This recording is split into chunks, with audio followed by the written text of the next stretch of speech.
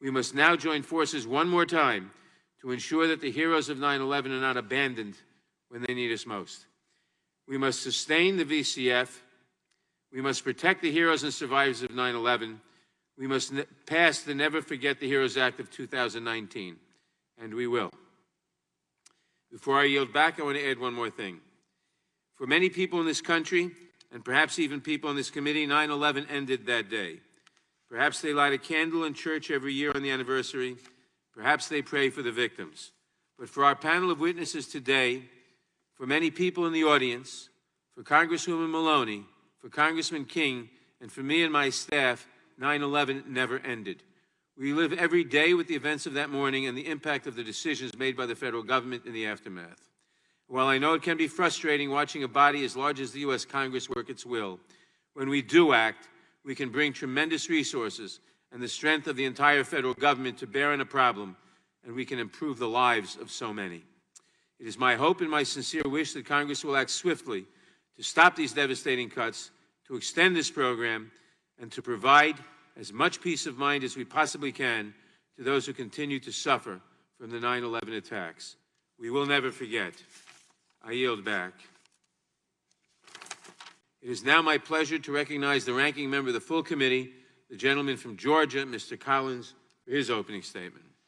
Thank you, Mr. Chairman, and this is a day in which we do come together in this committee, I think, with a common purpose, and I want to thank Congresswoman Maloney and Congressman King, but also my friend Lee Zeldin, who has a number of these folks in his district, and along with you, Mr. Chairman, who have been carrying this fight. Because as we look across what we're talking about here, we have to remember that on that day, depraved Islamic terrorists designed September 11th attacks to murder as many innocent Americans as possible, either on that day or in the future, is what happened. Those attacks killed almost 3,000 people and left a smoldering pile of toxic debris in New York. In the wake of such depravity, thousands of rescuers responded with nobility and courage. First responders scaled smoldering piles of debris, exhumed victims with dignity, and restored Ground Zero to its current place in the center of a loving, resilient community, a place that includes the National September 11th Memorial. Even yesterday, this lives on, as I heard a story just yesterday that they had identified another victim 18 years later. No one is forgotten. No one is left behind. That's what our country symbolizes. But it's also fitting Congress do more than memorialize. We must help take care of those heroes. The 9/11 first responders, like all first responders, deserve to have their sacrifices recognized. This program will mitigate the damage these public servants and their families experience as a direct result of their sacrifice on behalf of others. Legislation has been introduced to reauthorize the current September 11th Victims' Compensation Fund. And while the fiscal impact of this legislation isn't clear at the moment, what is clear is our collective duty to see that our first responders are treated fairly in accordance with what they have already given to a grateful nation. I must also say on a personal note, you never forget. And I carried the images that I'm proud the chairman actually showed this morning with me when I was in Iraq.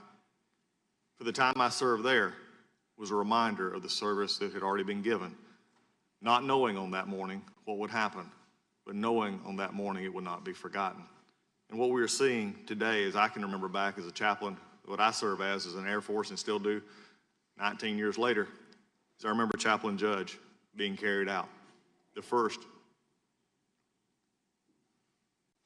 the honest sacrifice of one serving others and the many that were to follow. Those are the images that bring us to this hearing today, and we can have differences, but they became heroes, angels in heaven, if you would, without asking. They began that day with hope, with love, on a morning very similar as today. And out of the fires of terror revealed the steel of our country that is still revealed in our people today. With that, it is our time to act. It is our time to finish this. It is our time to remember the work, the life, the pictures, and the families that we will never forget. In fact, we will look back on and find our strength in those who went before and who are suffering now. With that, I yield back. Thank you, Mr. Collins. And before I introduce the witnesses, I want to note the presence here of our colleague, Lee Zeldin. And I want to take this opportunity to thank him for his great work in supporting the bill and in gathering a lot of the co-sponsors. I will now introduce the witnesses on the first panel. The Honorable Carolyn Maloney represents the 12th Congressional District of New York. She has been a member of Congress since 1993. Among her many accomplishments, she is one of the lead sponsors of H.R. 1327, the Never Forget the Heroes permanent authorization of the September 11th Victim Compensation Fund Act. She has long been a leader in fighting to help victims of the 9/11 attacks and has been a staunch advocate for the Victim Compensation Fund. The Honorable Peter King represents the 2nd Congressional District of New York. He has also been a member of Congress since 1993 and, among other things, has been a tireless champion of 9/11 responders and survivors. He has long worked with Representative Maloney and with me to create the World Trade Center Health Program and to reopen and sustain the Victim Compensation Fund. Please note that your written statements will be entered into the record in their entirety. Accordingly, I ask that you summarize your testimony in 5 minutes. I'm supposed to read this, which you know. To help you stay within that time, there's a timing light on the table. When the light switches from green to yellow, you have 1 minute to conclude your testimony. When the light turns red, it signals your 5 minutes have expired. And I hope the members of the second panel have heard that, so I don't have to repeat that later. Representative Maloney, you may begin. Thank you. Thank you, Chairman Nadler and Cohen, Ranking Members Collins and Johnson. I want to thank you for inviting me to testify today on the Never Forget the Heroes permanent authorization of the September 11 Victim Compensation Fund, which I introduced with Chairman Nadler, King, and 90 of our colleagues. Today, we are proud to have a strongly bipartisan bill with 306 co-sponsors. 80 of them are Republican, and I am grateful that the committee recognizes the importance of supporting 9/11 responders, survivors, and their families, and the urgency of passing this bill as soon as possible. We recently remembered D-Day, a day when all Americans came together to defend democracy, liberty, and freedom. And though we are not members of the greatest generation, our first responders defended and many gave their lives for just those same values. On September 11, this country was horrifically attacked, killing exactly 2,997 innocent people. They were murdered and 1,000 more were injured in New York, Shanksville, Pennsylvania, and at the Pentagon, simply for being American or being on American soil. And yet, it still gets worse. The death toll from that terrible day continues to grow. In the years since 9/11, tens of thousands more men and women, including first responders, relief workers, local residents, have lost their lives or gotten sick as a result of their exposure to toxic chemicals, pulverized glass, powdered cement at the crash sites, even though the U.S. government told them repeatedly, over and over again, that it was safe to work at the site. Soon deaths from 9/11 diseases may outnumber those lost on that fateful day. 9/11 was an attack on America, and in response, our nation committed to finding those responsible and holding them accountable. The first veterans of the war on terror were the first responders, the volunteers, and the survivors of 9/11. Today, they live all over the country in 433 out of the 435 congressional districts. They are firefighters, police officers, construction workers, electrical engineers, volunteers, and from every single state who answered the call and traveled to New York or DC or Pennsylvania to help with the recovery. We have a moral obligation to provide support and compensation to these heroes and their families. Not only did they come to our aid when we needed them, but many are sick because they trusted the federal government when it said that the air around Ground Zero was safe to breathe. In October 2011, a 9-year fight, the James Zadroga 9/11 Health and Compensation Act of 2010 was signed into law, establishing the World Trade Center Health Program and reopening and revising the September 11 Victims Compensation Fund. These programs provide health monitoring and financial compensation to first responders, survivors, and their families.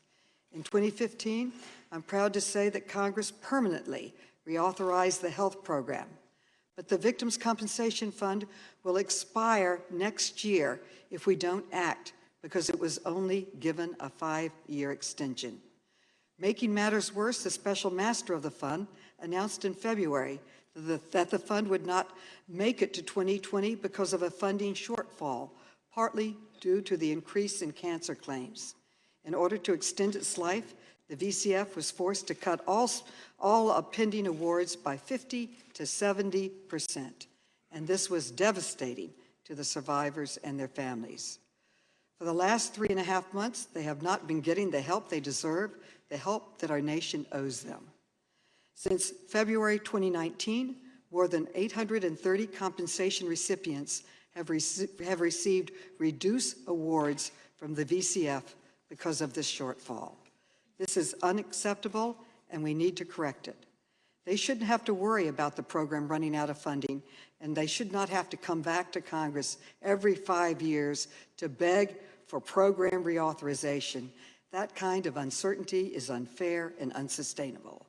Our legislation would make these families whole by requiring the special master to revisit these reduced claims and pay out the differences. I must tell you that, as evidenced by the more than 300 co-sponsors of the Never Forget the Heroes Act, this is not a Democrat or Republican issue or a New York issue. These are Americans of all political persuasions in every corner of our country who are counting on us. Our whole country owes them a debt that we can never fully repay. And look at the people who are sitting here with us today. These are the heroes and the heroines, the reasons that we are fighting so hard for this program. I want to conclude by recognizing them and thanking them and their families for the hours that they have spent lobbying, working to get this program reauthorized.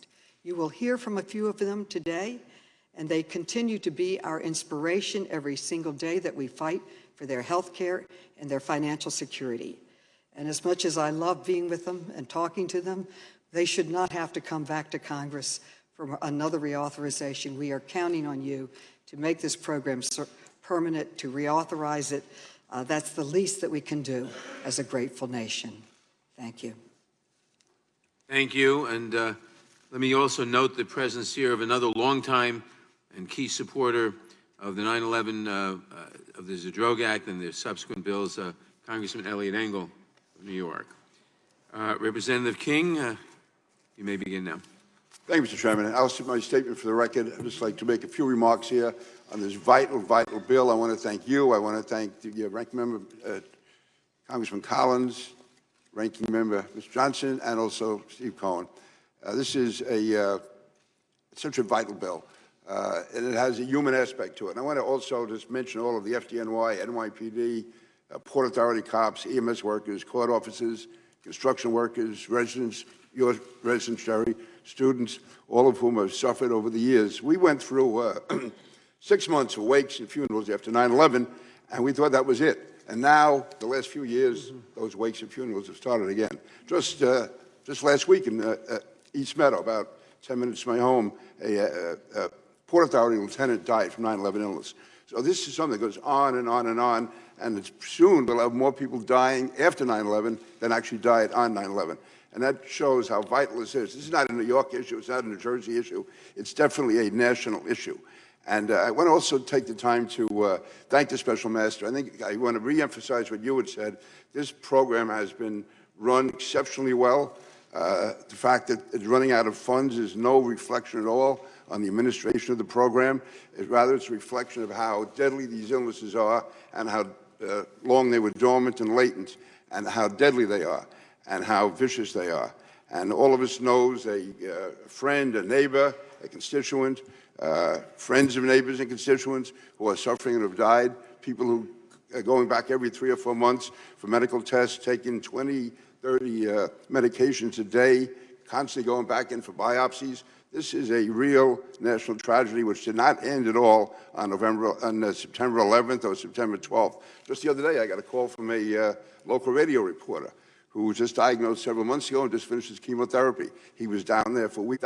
Jon Stewart and I would be agreeing on, but I've never seen anyone put himself into a cause more than this, and not just doing, going on television. That's easy for him. What's tough is going the grunt work of going door to door, talking to members of Congress. He has more patience than I would have in talking to some members of Congress. He just goes in there and he just really just will talk and explain, say why this is a human issue, why it's not a Republican or Democratic issue. And again, he just does an excellent job, and I really want to thank him. I don't think we would have been where we were back in 2015, or we would have been where we are now if it were not for John's efforts. So, John, I want to thank you for that. And also, I want to thank Lee Zeldin, Elliot Engel. Elliot's been there from the start. Lee has been there ever since he came to Congress, and he realizes the true impact of this. And again, Ranking Member Johnson, I know you mentioned the issue of cost, and that has to be addressed. But on the other hand, we have to find a way to get it done. I mean, I'm not saying it's simple, but in many ways it is. We have an obligation to get this done. These are real people who are dying, and we have an obligation to them and to their families because they are there, not through any fault of theirs, but because of their courage, because of their bravery, because like Congressman Nadler, some of his residents just lived in the wrong place at the wrong time, and they were told it was safe to continue living there. Students at Stuyvesant High School. I mean, these are innocent victims. They're the first innocent victims of the first great war of the 21st century. And we owe it to them, but also we owe it to future generations. If something like this should, God forbid, happen in the future, we want those people who are rushing into the buildings, those people who are taking care of the recovery, that they know, that they are assured that they will receive the compensation from the government that they deserve. So again, I am proud to be here today. I can't emphasize enough how vital this legislation is, and also to thank the men and women behind us who, they're the ones who are suffering. Carol and you and I, we can talk about it. We can sort of argue on the floor of Congress about it. But that's nothing compared to what they're going through every day of their lives. So with that, I thank you for holding this hearing. I thank the members for their attention. I thank the witnesses who are coming after us. And I just say that September 11th showed the true bravery of the American people. The weeks and months after that show the resilience and bravery of the American people.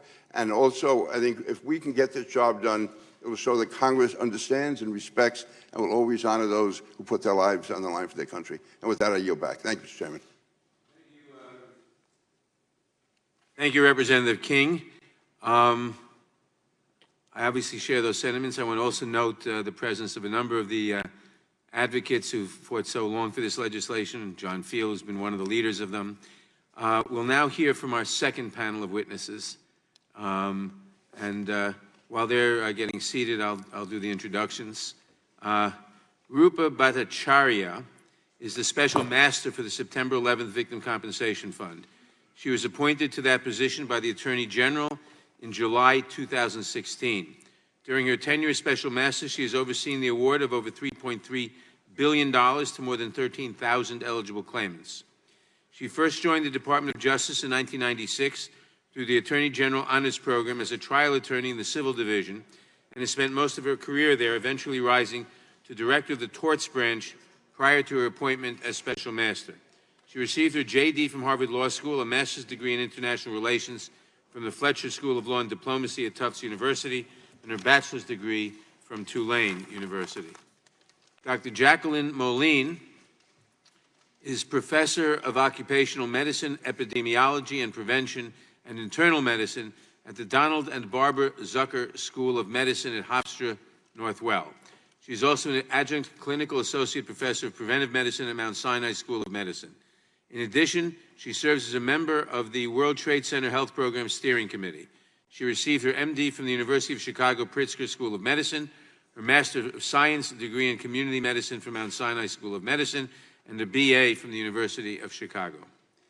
Lila Nordstrom is a 9/11 survivor and was a Stuyvesant High School student on September 11, 2001. She currently serves as Executive Director of Stuyvesant Health, a position she has held since May 2006. In that role, she creates and coordinates efforts to educate young adults about health services available to 9/11 survivors. Today, however, she is testifying in her personal capacity. She has also worked as a freelance writer and columnist. She received her BA with honors from Vassar College. Anesta St. Rose Henry is the widow of a construction worker and 9/11 World Trade Center responder Candidas Henry, who was a member of the Laborers International Union of North America, Local 79. Mr. Henry was working for a contractor at Ground Zero from February 2002 to June 2002. He died last month from a 9/11-related cancer. Thomas Monell retired as a supervisory special agent after a 30-year career with the Federal Bureau of Investigation. On September 11, 2001, Mr. Monell witnessed American Airlines Flight 77 crash and explode into the Pentagon. He immediately responded to the crash site and continued working at the Pentagon for the next 2 months. As a result of this work, he incurred a serious illness. He received his bachelor's degree in criminal justice from Lycoming College. Michael O'Connell retired as lieutenant with the fire department of the city of New York in 2009. From September 11th through September 18th, 2001, he performed rescue and recovery work at the World Trade Center site. He was awarded the 9/11 Survivor Medal by the FDNY. He joined the FDNY in 1998 and later joined the he joined the NYPD, the police department, in 1998, and later joined the fire department in 2001.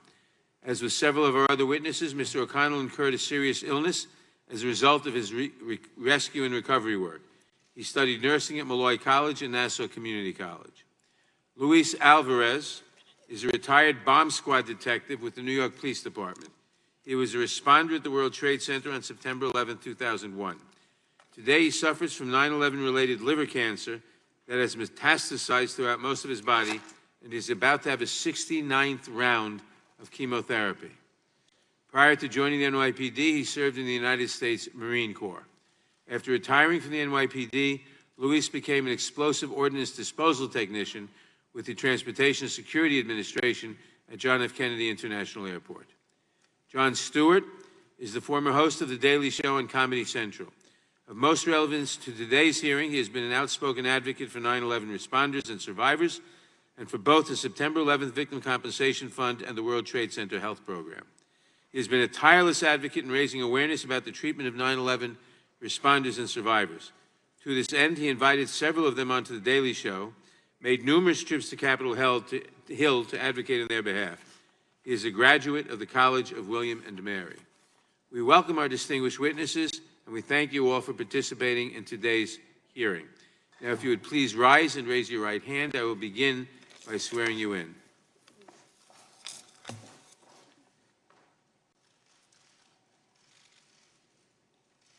Do you swear or affirm under penalty of perjury that the testimony you're about to give is true and correct to the best of your knowledge, information, and belief? So help you God. The witnesses may be seated. Let the record show the witness is affirmative.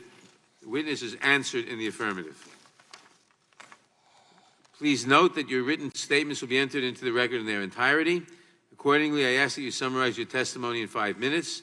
To help you stay within that time, there is a timing light on your table. When the light switches from green to yellow, you have 1 minute to conclude your testimony. When the light turns red, it signals your 5 minutes have expired. Ms. Bhattacharya, you may begin. Chairman Nadler, Ranking Member Collins, Chairman Cohen, Ranking Member Johnson, and distinguished members of the subcommittee, thank you for inviting me to testify about the September 11th Victim Compensation Fund, or the VCF. Hearings like this remind us that September 11th, 2001 marked only the beginning of an ongoing and evolving tragedy. To those of you who share the table with me, who were there, who responded to the attacks, or would not allow terrorism to prevent you from returning to your schools, homes, or workplaces, thank you for your heroism and your sacrifice. I have spent my career in public service, including more than 20 years at the Justice Department, but since the Attorney General appointed me as Special Master in 2016, I have been humbled by the responsibility of serving the strong and resilient 9/11 community. I was privileged recently to attend the dedication of the Memorial Glade at the 9/11 Museum in New York, and I was reminded of the startling fact that the nearly 3,000 lives lost on September 11th may soon be overtaken by the number of lives lost in the years afterwards to illnesses that stemmed from exposure to toxins at all 3 attack sites. While no amount of money can fully compensate for such losses, I am proud that the VCF has been able to provide some needed relief to those who have suffered for so long. The VCF is an extraordinarily successful program. As of May 31st, we have awarded almost $5.2 billion to nearly 22,500 individuals who suffer physical health conditions, including to the families of more than 850 who have died as a result of their exposure in New York City, at the Pentagon, and in Shanksville. Those compensated include first responders, workers or volunteers in construction, cleanup, and debris removal, and people who lived, worked, or went to school in the affected areas. The VCF has received claims from individuals in every state of the nation, including those who came in from around the country as part of the response efforts, and those who have relocated in the years since the attacks. In my 3 years at the VCF, we have significantly improved efficiency and claim determination rates. The VCF now issues at nearly as many awards each year as it did in total in its first 5 years. And the VCF, under my leadership, has not documented a single instance of fraud in a paid claim. We work diligently with the Department's Office of the Inspector General to ensure that any indicia of fraud is investigated and reconciled. Despite its successes, however, the VCF faces a difficult situation. We received a record number of new claims in 2018, and we are on pace to exceed that number in 2019. The issue is basic math. Almost $5.2 billion awarded to nearly 22,500 individuals, just over $2 billion left, with over 21,000 claims and amendments still needing a decision and thousands more expected to be filed before the VCF's December 18th, 2020 deadline. Several trends help us understand how we got here. Since reauthorization of the Zadroga Act in December of 2015, we have seen a dramatic increase in claims filed on behalf of those who have died as a result of their 9/11 related exposure, a significant increase in cancer claims, and a marked increase in claims from survivors, meaning those who lived, worked, or went to school in the affected areas. Taking account of these trends and the increasing rates of both claim submissions and award determinations, in February, I determined that the VCF had insufficient funding to compensate all pending claims and those projected to be filed under then existing policies. With that determination, I was required by law to modify VCF policies and procedures so that the VCF does not exceed its appropriated limit. This meant making significant reductions in awards. In deciding how to do this, I felt strongly that I could not leave some claimants uncompensated or fail to make allowance for those who suffered most. I concluded that the fairest solution was to apply a percentage reduction to all claims. Thus, depending on when the claim was submitted, calculated loss values are being reduced by either 50 or 70%, with required offsets taken in full. I wish to thank the Judiciary Committee and the members of this subcommittee for giving me the opportunity to speak to you about this successful and important program. Along with my dedicated staff and with the full support of the Justice Department, I remain strongly committed to serving the 9/11 community. We remain hopeful that our work continues to provide needed relief, and we stand ready, along with the Justice Department, to work with you to ensure that Congress has the information it needs to address appropriate legislative options. Thank you. Thank you, Dr. Moline. Good morning, Chairman Nadler, Chairman Cohen, Ranking Member Johnson, and members of the committee. I'm honored to be here this morning. My name is Dr. Jacqueline Moline. I'm the chairperson of the Department of Occupational Medicine, Epidemiology, and Prevention at the Zucker School of Medicine at Hofstra University, Northwell. And I'm the director of the Northwell Queens World Trade Center Health Program. My specialty, occupational and environmental medicine, deals with the impact of hazardous substances on the health of individuals. On September 11th, I, like every person in New York, watched in shock and horror as our nation was attacked. My colleagues at Mount Sinai, where I was then working, knew of the potential for health effects related to asbestos and other toxicants. We knew there would be disease in the short term and the long term. Our immediate concern was for those acute health effects, the first wave. My colleagues and I have written extensively about this, and copies of some publications are attached to my testimony. At Mount Sinai, we began seeing patients that month. Through the tremendous efforts of the New York Congressional Delegation on Organized Labor, in April 2002, we were given 1 year of funding to begin medical surveillance programs for rescue and recovery workers, construction workers, and volunteers exposed at the pile. At the beginning, we could only evaluate patients and tell them their health conditions. We were not allowed to provide treatment. This program was extended 1 year, and we continued a partnership with SUNY Stony Brook, Queens College, New York University, and Rutgers to see patients in locations convenient for them. These surveillance programs continued, eventually including treatment, and evolved into the World Trade Center Health Program, authorized eventually by the James Zadroga Act of 2010. After reauthorization in 2016, we had 75 years of funding for medical surveillance and care of World Trade Center-related disorders, as well as dedicated research. As of March 31st, 2019, 95,320 first responders and survivors, the residents, school children, and individuals who worked in Lower Manhattan who returned to their businesses have been evaluated.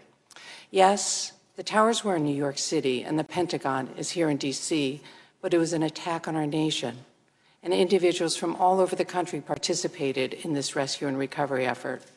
Over the past 18 years, some people who lived in the metro New York area have moved or retired to other parts of the country. Due to these reasons, there's a national component to the World Trade Center program.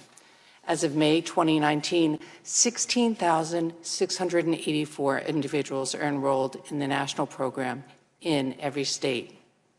Downtown Manhattan, home to thousands of residents, was blanketed in thick dust.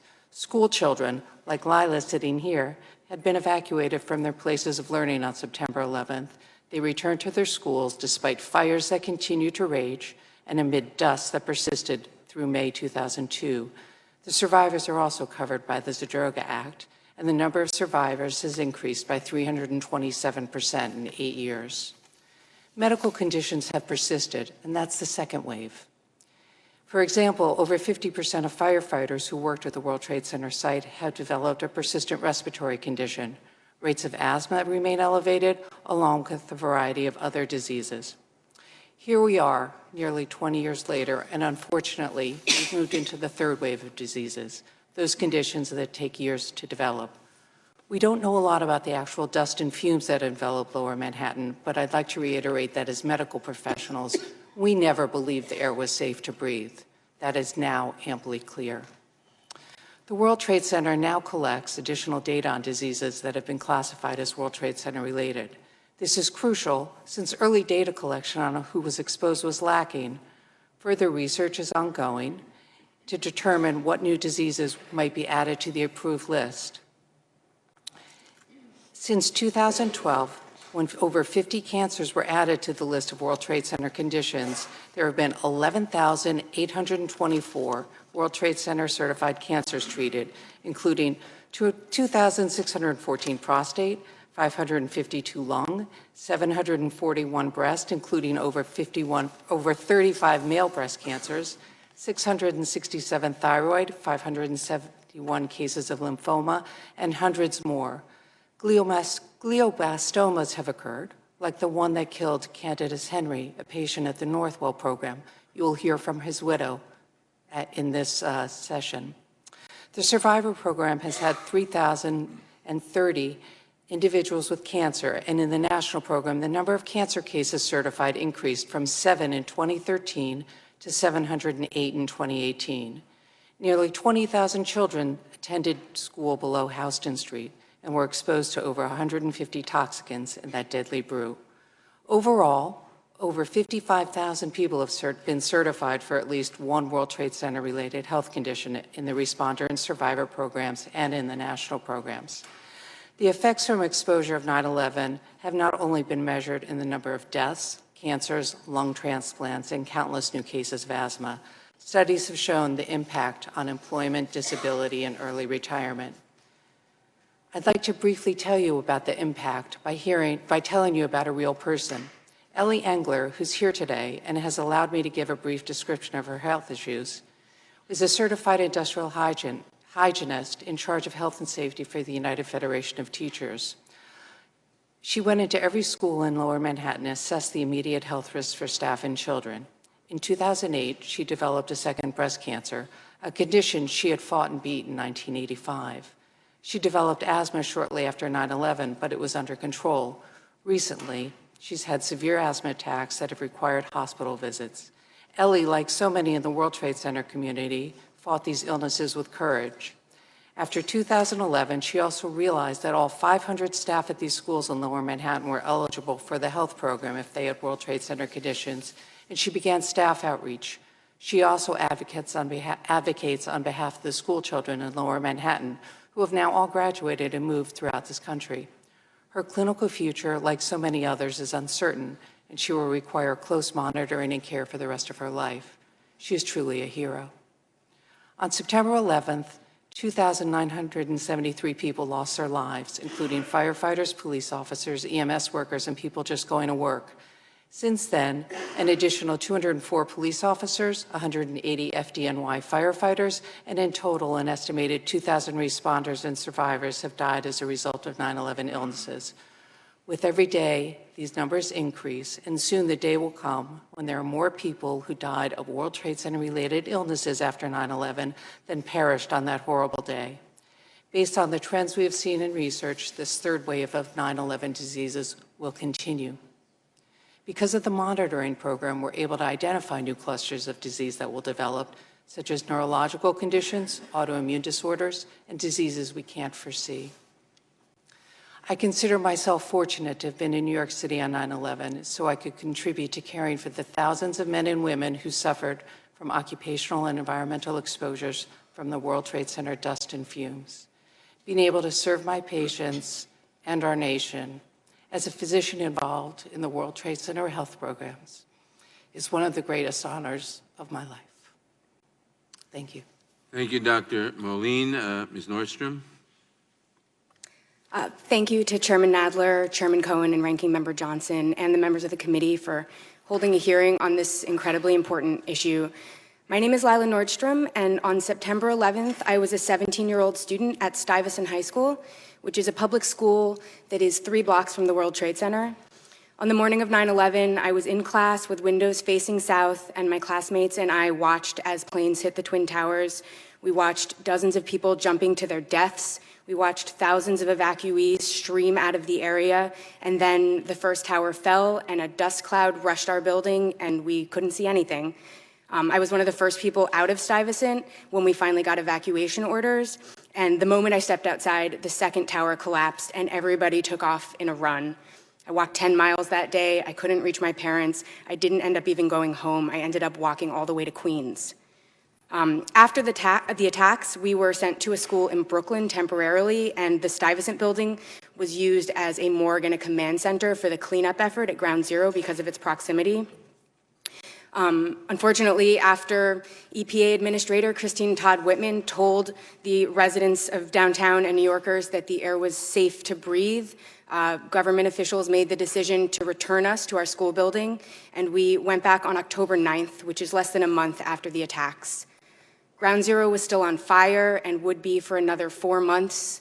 The smell of smoke was suffocating every day, and despite assurances from officials, very little got done to clean the school for students. No hazmat team got called in.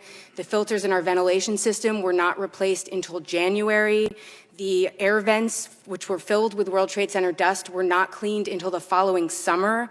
And the auditorium's contaminated upholstery was not actually replaced fully until 2014, which you can see on the image above.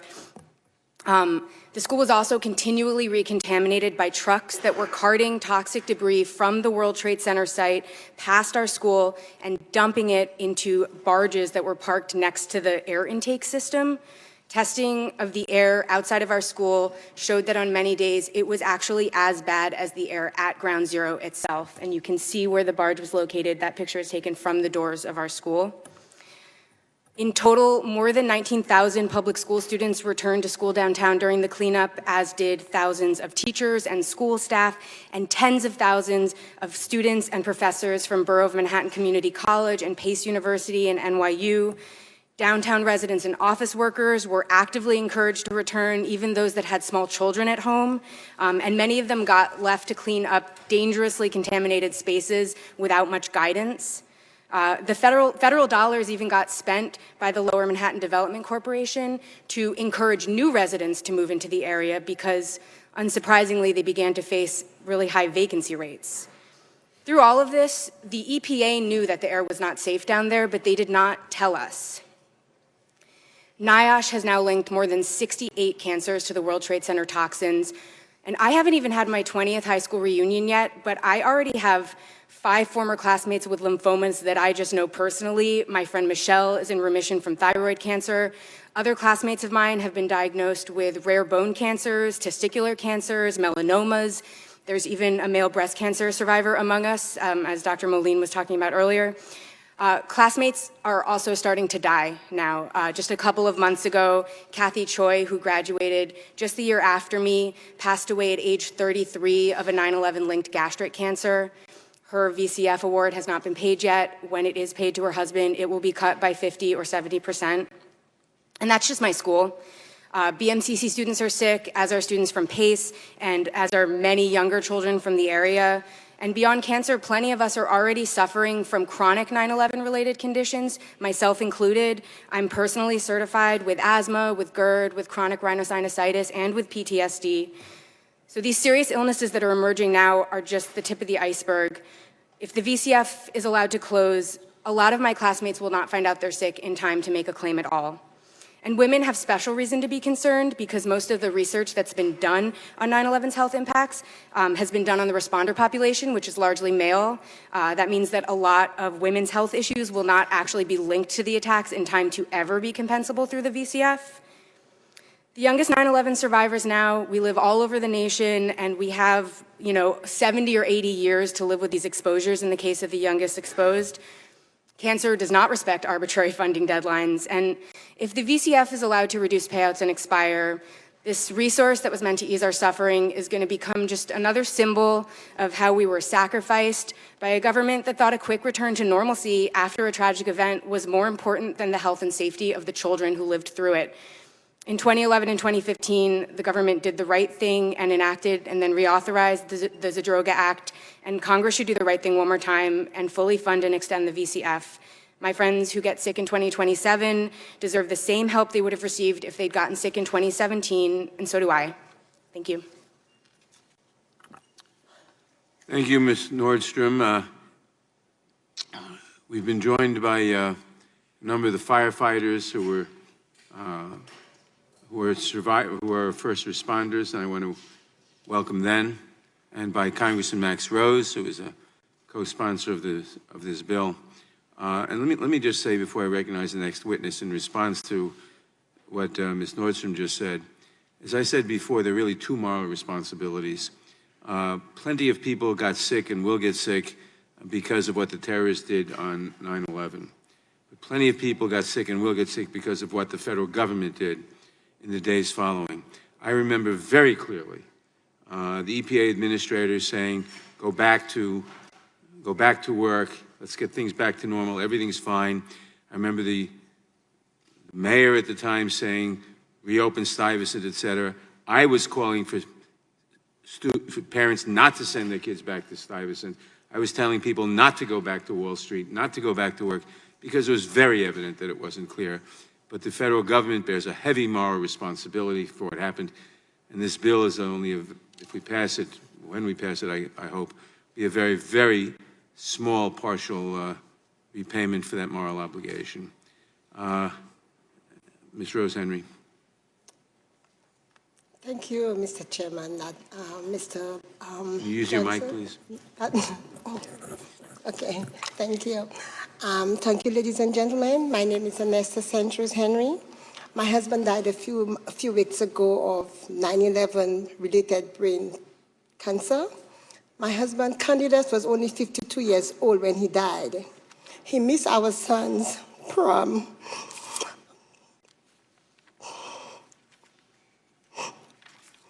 was last week. And he missed out on our fantastic search for our jacket for him because the one we bought was too small and too short. Oh my God.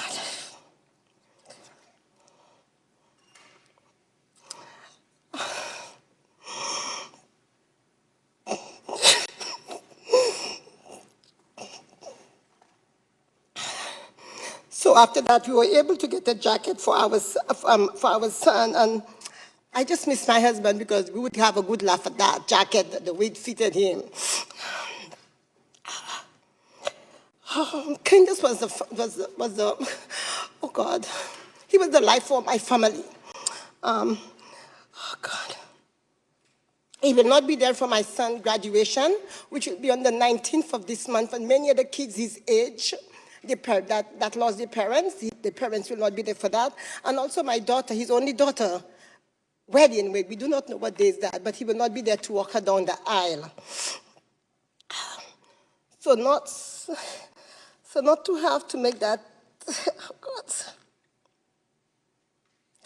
Oh God.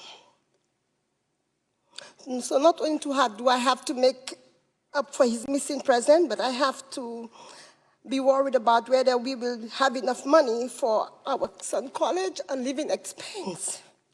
The reason I have to worry is because Congress thinks it is okay for my husband's life to be worth at least 70% less than what other construction workers have had died of before coming sick from being at ground zero.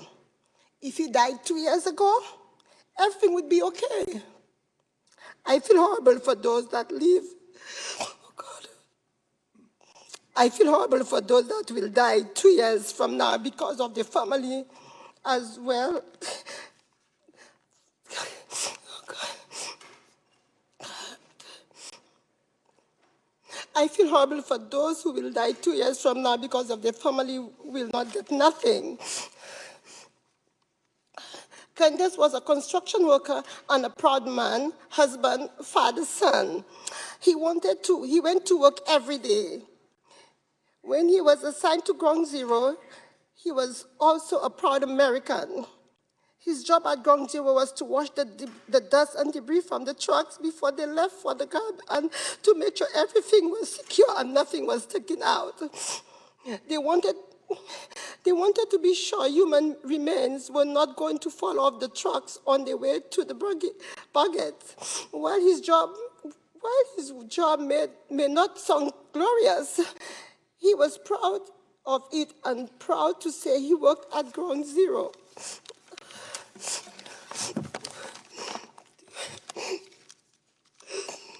After his time at Ground Zero ended, he worked every day as a construction laborer and raised our family. We are not rich, and we live from paycheck to paycheck, always with some sort of credit card bills. Although he left Ground Zero in 2002, 15 years later, Ground Zero came back to him. Candace was diagnosed with glioblastoma and a rare brain cancer. We were told it was extremely rare. We then learned that there are many 9/11 responders with the same cancer. Glioblastoma is a death sentence in which it took 2 years, it took 2 years. It eventually killed Candace. It took his mind a few months before his death, and while we took care of him for the last few months, he was already gone. My son would come home from school and my daughter from work and would say, "Hi, Dad," and there was only a glaze. And sometimes there was nothing. He only wanted to talk to his dad about his day, and that was gone. When Candace got sick, that ended the paycheck and benefit. Thankfully, the World Trade Center Health Program picked up all of the expense for his care and treatment. They were wonderful at Queen's program, and we wouldn't have survived without them. We were also able to get some help from the VCR and receive an award for his cancer. They worked so quickly to get that for us because they knew he was dying. Thank you for them for that. Please do not cancel them. They are very good. They help us very well. But now for Candace gone, but now that Candace is gone, we do not know what is going to happen. We do not have life insurance. We do not have a pension for a pension or any benefit from his job. Not even his death benefit we got. Our only hope was the VCR, and now we do not know if there will be much from them now, because he died after February 2nd, which was also his birthday, 2009. We will get at least 70% less than others that died sooner. My husband was a proud man and never looked down on others or thought that he was better or his life was worth more than that. But I can tell you that his life is not worthless than anyone else. And I knew my husband would be proud to be here in person than I talking to him, because we should have to recognize these people at work down there because they are more important than anything else. They were the ones who pick up everything else. And now that he's gone, we do not know what we are going to do without him. Thank you, everyone. Thank you, Ms. St. Rose Henry, and let me say that we are here today to help make sure that Congress does not think it's okay that your husband's life is worth 70% less than other construction workers or than anyone else's. I thank you for your testimony. That will help in that goal. Mr. Monell. Good morning, Mr. Chairman and members of the committee. Thank you for allowing me to testify today. My name is Thomas Monell, and I began my career with the Federal Bureau of Investigation on January 3rd, 1980, and retired on May 30th, 2010, as a supervisory special agent, explosive and hazardous device examiner in the explosives unit of the FBI laboratory. In the moments after the Pentagon was attacked, I became what is known as a 9/11 first responder. Just like others sitting with me today, we did our job, and we did it well beyond 100%.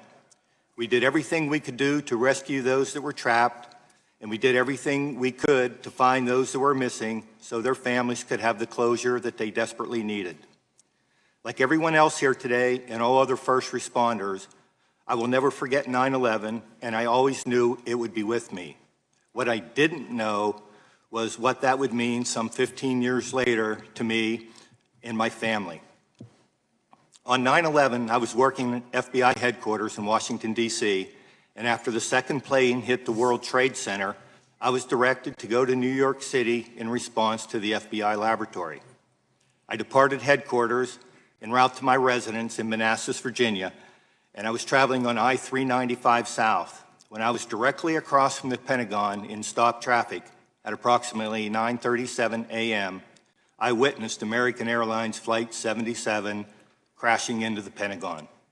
I immediately notified our headquarters that a plane had crashed into the Pentagon and immediately responded to the crash site and started lending assistance to victims in the area.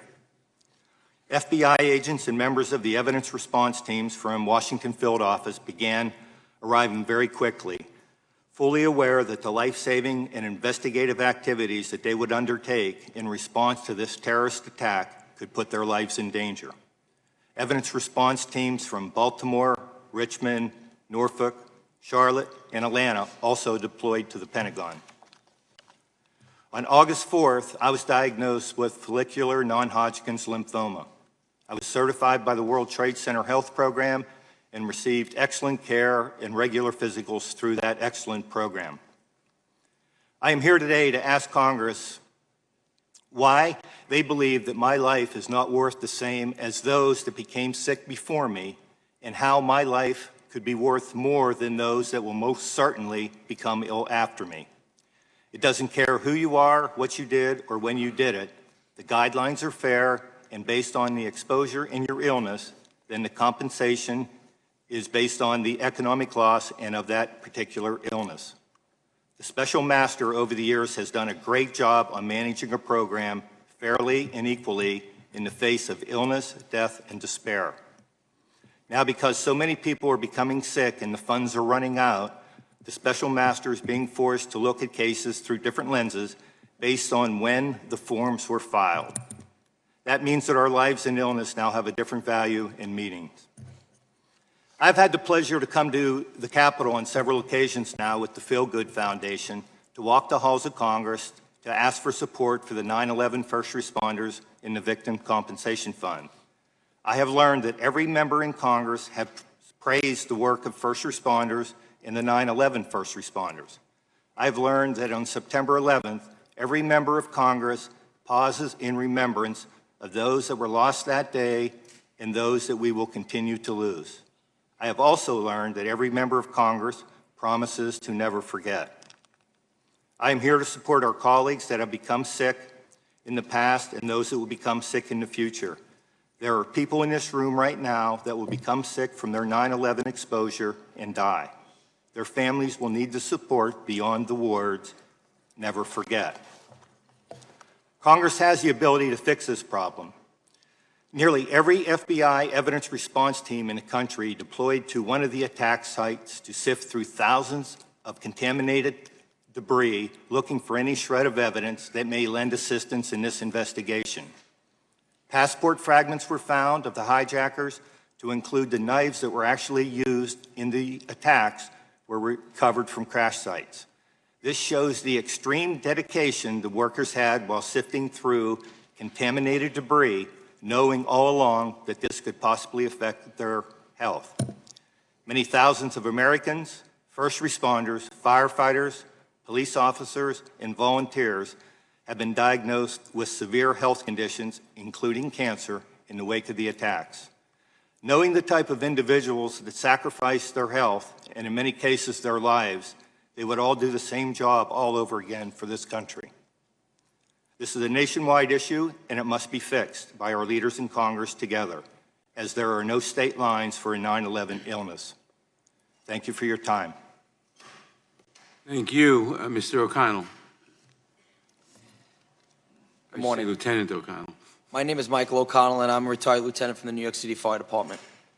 I want to personally thank Chairman Nadler, Ranking Member Collins, and the committee members for allowing me to be here today at this hearing to tell my story, which is really no different from the thousands of others who suffer from their heroic actions.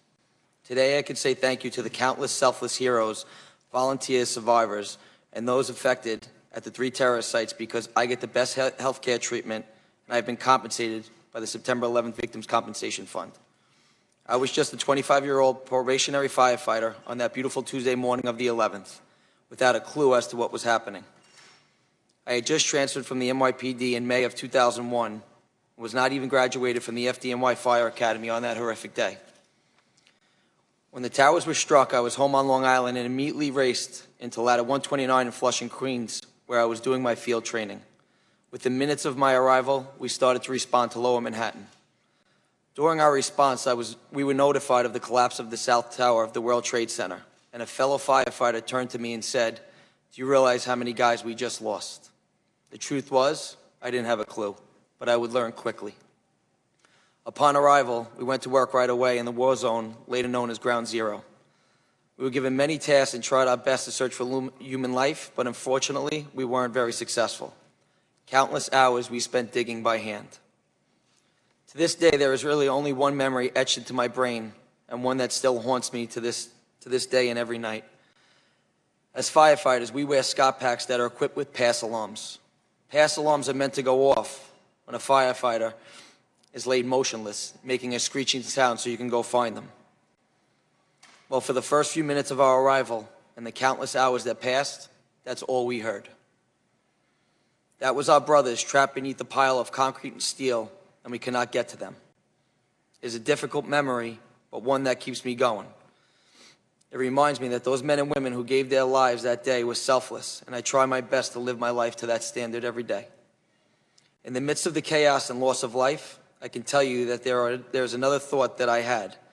I would not want to be anywhere else in the world at that moment. We were there to help, and I was part of something that showed the world that we would not back down to anyone.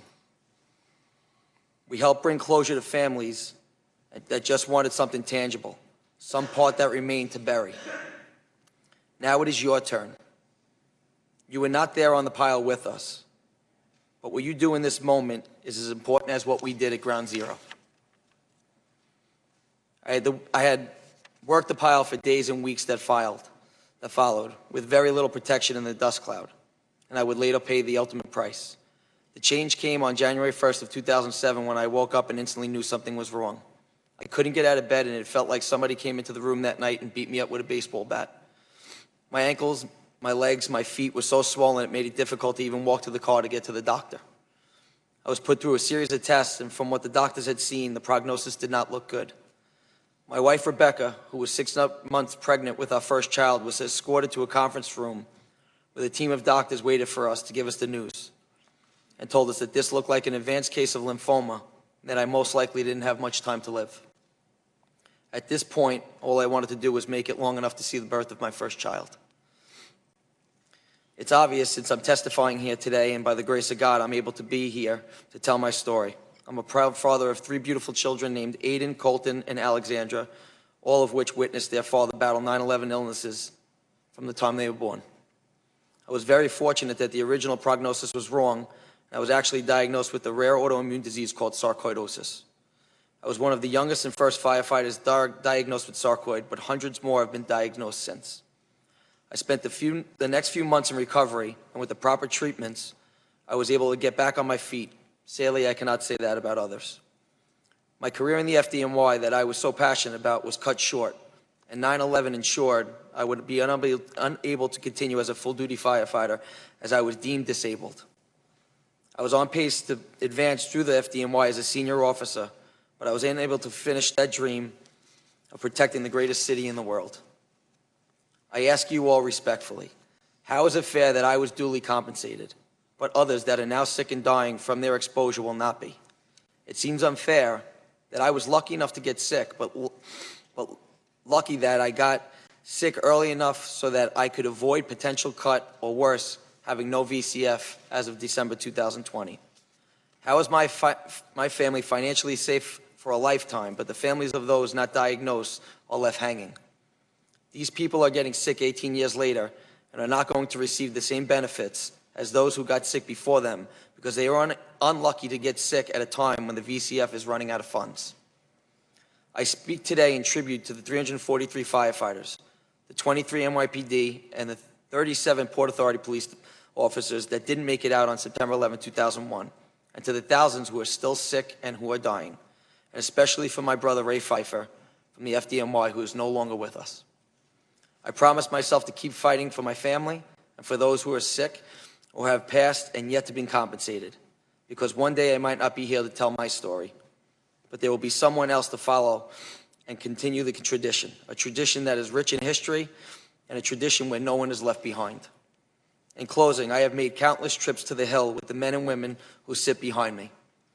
We came together to join forces on the Feel Good Foundation team from all walks of life: cops, firefighters, construction workers, correction officers, civilians, lawyers, students, widows, with one common goal. We are simply imploring this committee to extend and refund the VCF so that thousands of people across this great nation get the help that they deserve and they have earned. Thank you for your time today, Chairman, ranking members, and the committee. God bless you. God bless all those sitting behind me, and God bless America. Thank you very much, Lieutenant Detective Alvarez. Good morning, ladies and gentlemen.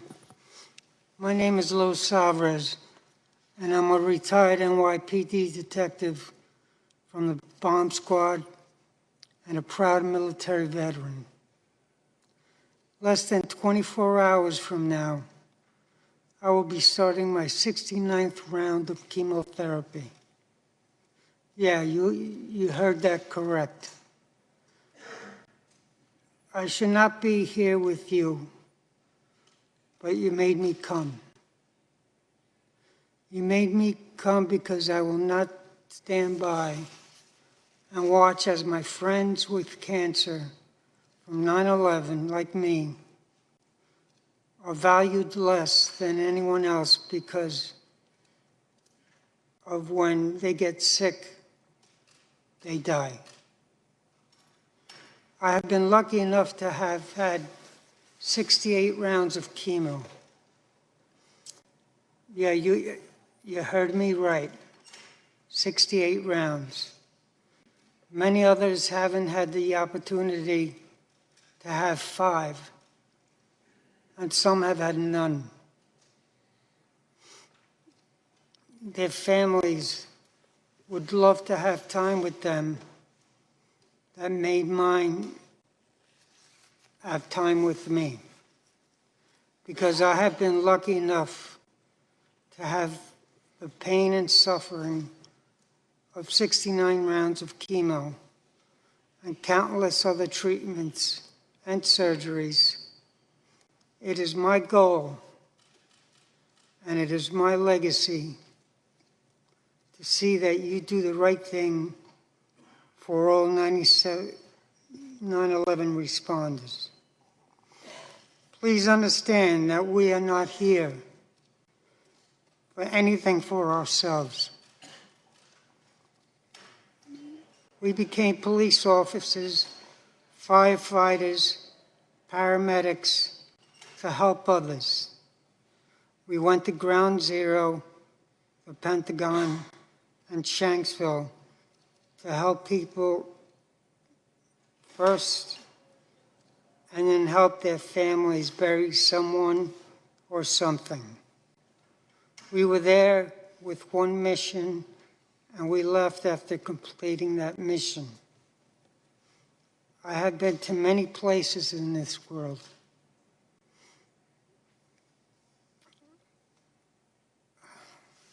Excuse me. And done many things. But I can tell you that I did not want to be anywhere else but Ground Zero when I was there. We were part of showing the world that we would never back down from terrorism and that we could all work together. No races, no colors, no politics. Now that the 9/11 illnesses have taken many of us, and we are all worried about our children and spouses and our families if we are not here. The VCF has done a wonderful job and treated my family with greatest respect. But my life isn't worth more than the next responder to get cancer. My family needs are not worth less than any others who have already died. This fund is not a ticket to paradise. It is there to provide for our families when we can't.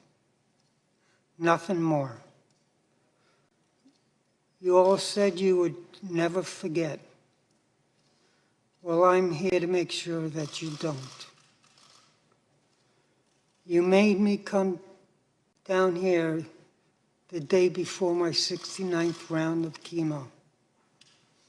And I'm going to make sure that you never forget to take care of the 9/11 responders. Thank you for your time.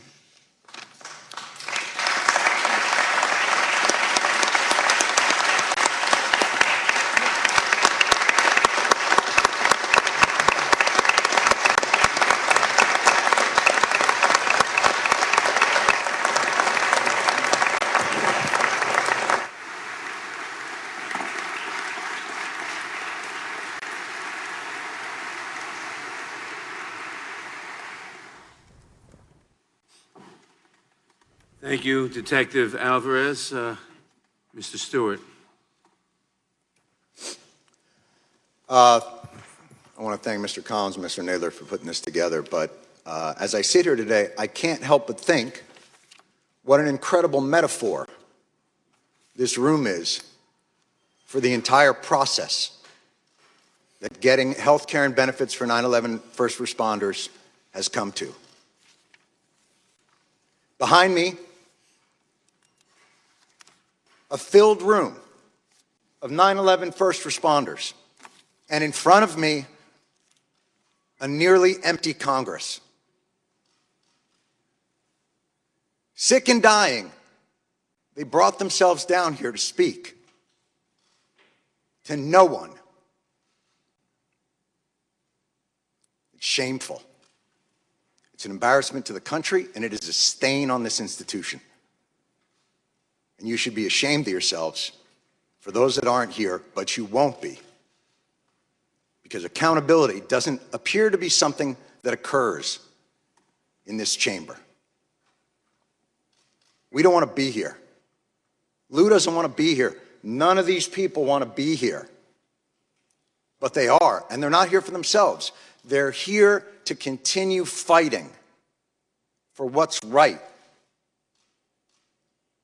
Lou's going to go back for his 69th chemo. The great Ray Pfeiffer would come down here, his body riddled with cancer and pain, where he couldn't walk. And the disrespect shown to him and to the other lobbyists on this bill is utterly unacceptable. You know, I would be so angry at the latest injustice that's done to these men and women. And, you know, another business card thrown our way as a way of shooing us away.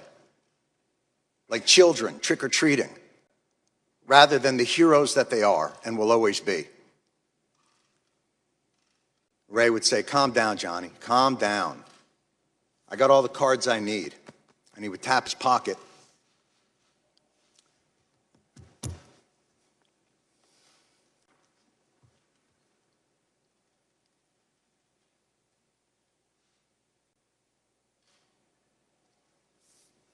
Where he kept the prayer cards of 343 firefighters.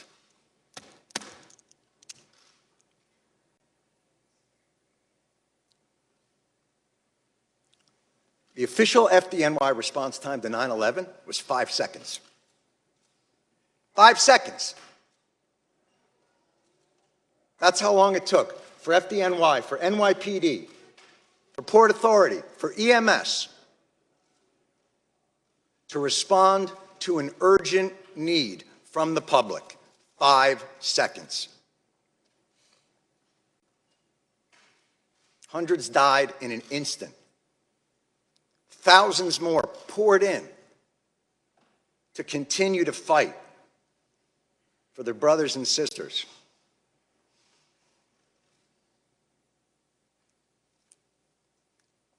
The breathing problem started almost immediately. And they were told they weren't sick, they were crazy. And then, as the illnesses got worse and things became more apparent, well, okay, you're sick, but it's not from the pile.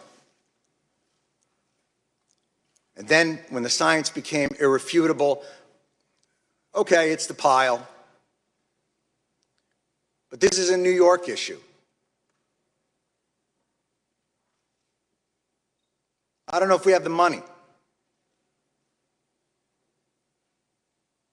And I'm sorry if I sound angry and undiplomatic, but I'm angry. And you should be too, and they're all angry as well. And they have every justification to be that way. There is not a person here, there is not an empty chair on that stage that didn't tweet out, "Never forget the heroes of 9/11. Never forget their bravery. Never forget what they did, what they gave to this country." Well, here they are. And where are they? And it would be one thing if their callous indifference and rank hypocrisy were benign, but it's not. Your indifference cost these men and women their most valuable commodity, time.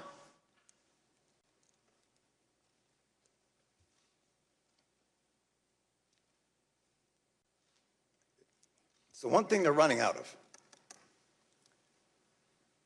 This should be flipped. This hearing should be flipped.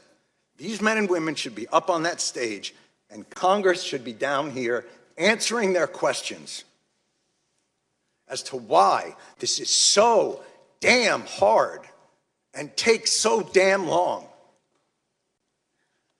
And why, no matter what they get, something's always pulled back and they got to come back. Mr. Johnson, you made a point earlier, and it was one that we have heard over and over again in these halls, and I couldn't help but to answer to it, which was, you said, look, you guys are obviously heroes, and 9/11 was a big deal, but, we have a lot of stuff here to do. And, we got to make sure there's money for a variety of disasters, hurricanes and tornadoes. But this wasn't a hurricane, and this wasn't a tornado. And by the way, that's your job anyway. We can't fund these programs, you can. Setting aside that no American in this country should face financial ruin because of a health issue. Certainly 9/11 first responders shouldn't have to decide whether to live or to have a place to live. And the idea that you can only give them 5 more years of the VCF because you're not quite sure what's going to happen 5 years from now, well, I can tell you, I'm pretty sure what's going to happen 5 years from now. More of these men and women are going to get sick and they are going to die. And I am awfully tired of hearing that it's a 9/11 New York issue. Al-Qaeda didn't shout death to Tribeca. They attacked America, and these men and women and their response to it is what brought our country back. It's what gave a reeling nation a solid foundation to stand back upon, to remind us of why this country is great, of why this country is worth fighting for, and you are ignoring them.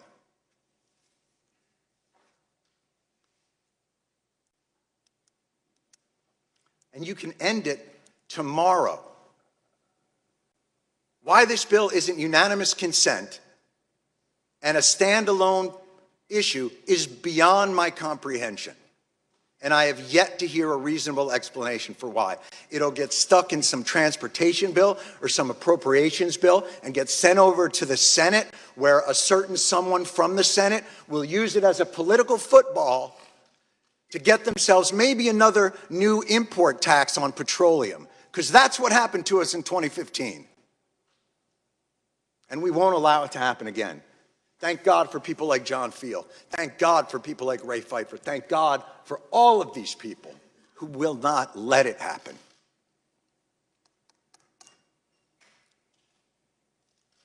They responded in 5 seconds.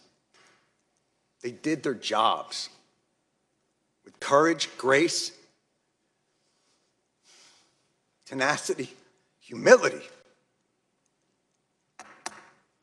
18 years later, do yours. Thank you.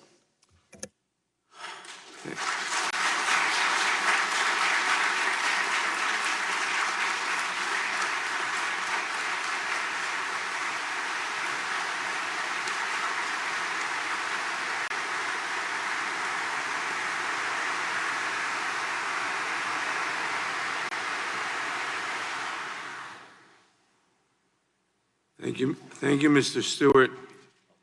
We'll now proceed under the 5-minute rule with questions. I'll begin by recognizing myself for 5 minutes. Ms. Bhattacharya, what are some of the factors that have led to the increase in the number of claims that the VCF has seen over the last year, and how should these factors inform Congress's decision-making as it determines whether and how best to reauthorize the VCF? Thank you, Mr. Chairman. I appreciate the question. There have been, I think, 4 major changes in the VCF over the last few years from what Congress saw when it last reauthorized this bill in 2015 and allocated the $7.375 billion. The first is that the total number of claims that have been filed has increased significantly. In the first 5 years of the fund, from 2011 to 2016, we had just over 19,000 compensation forms filed. In the last 2.5 years, we've received 28,000 more. And the reasons for those, I think, are three. The first is that there is a significant increase in the number of claims being filed on behalf of victims who have died as a result of their 9/11 related conditions. As we get further away from the attacks, but as the seriousness of the illnesses become more apparent, we see more and more of these claims. At the end of 2015, we had just 600 deceased claims. We now have well over 2,000 of them. The second thing is that the number of claimants with cancer conditions continues to increase. We have found over 8,800 claimants eligible because of a cancer condition, and we have made over 7,500 awards due to cancers. In 2015, we had seen only a fraction of that number. And the third is that we are seeing a substantial increase in claims filed by the survivor community, those who lived, worked, or went to school in the area. In the first 5 years of the program, survivor claims were just 14% of the awards that were made. Now they account for almost 40% of the claims that are being filed. And we think that's due to two things. The first are the increase in cancer rates, and the second is that the VCF suffered from a significant information gap in the early years of the program. Many, many people in the New York area were under the assumption that the program was only for first responders. And as we have been able to do more outreach, as the World Trade Center Health Program has been able to do more outreach, partly because of the reauthorization of the bill in 2015, we have been able to reach more people who are sick, more people who are dying, and those claims are now coming in. Thank you. And in your written testimony, you note that in determining the amount of non-economic loss for a claimant, collateral offsets must be subtracted in full from any reduced award amount. In light of this, is it possible that some claimants may in fact end up with no money, despite the fact that they are legally entitled to money from the VCF?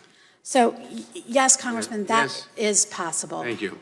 Dr. Moline, how many more people do you think could be at risk of developing 9/11 related illnesses, including cancers, in the next 25 to 50 years? And is it possible to know the exact number of people who develop illnesses at this point in time?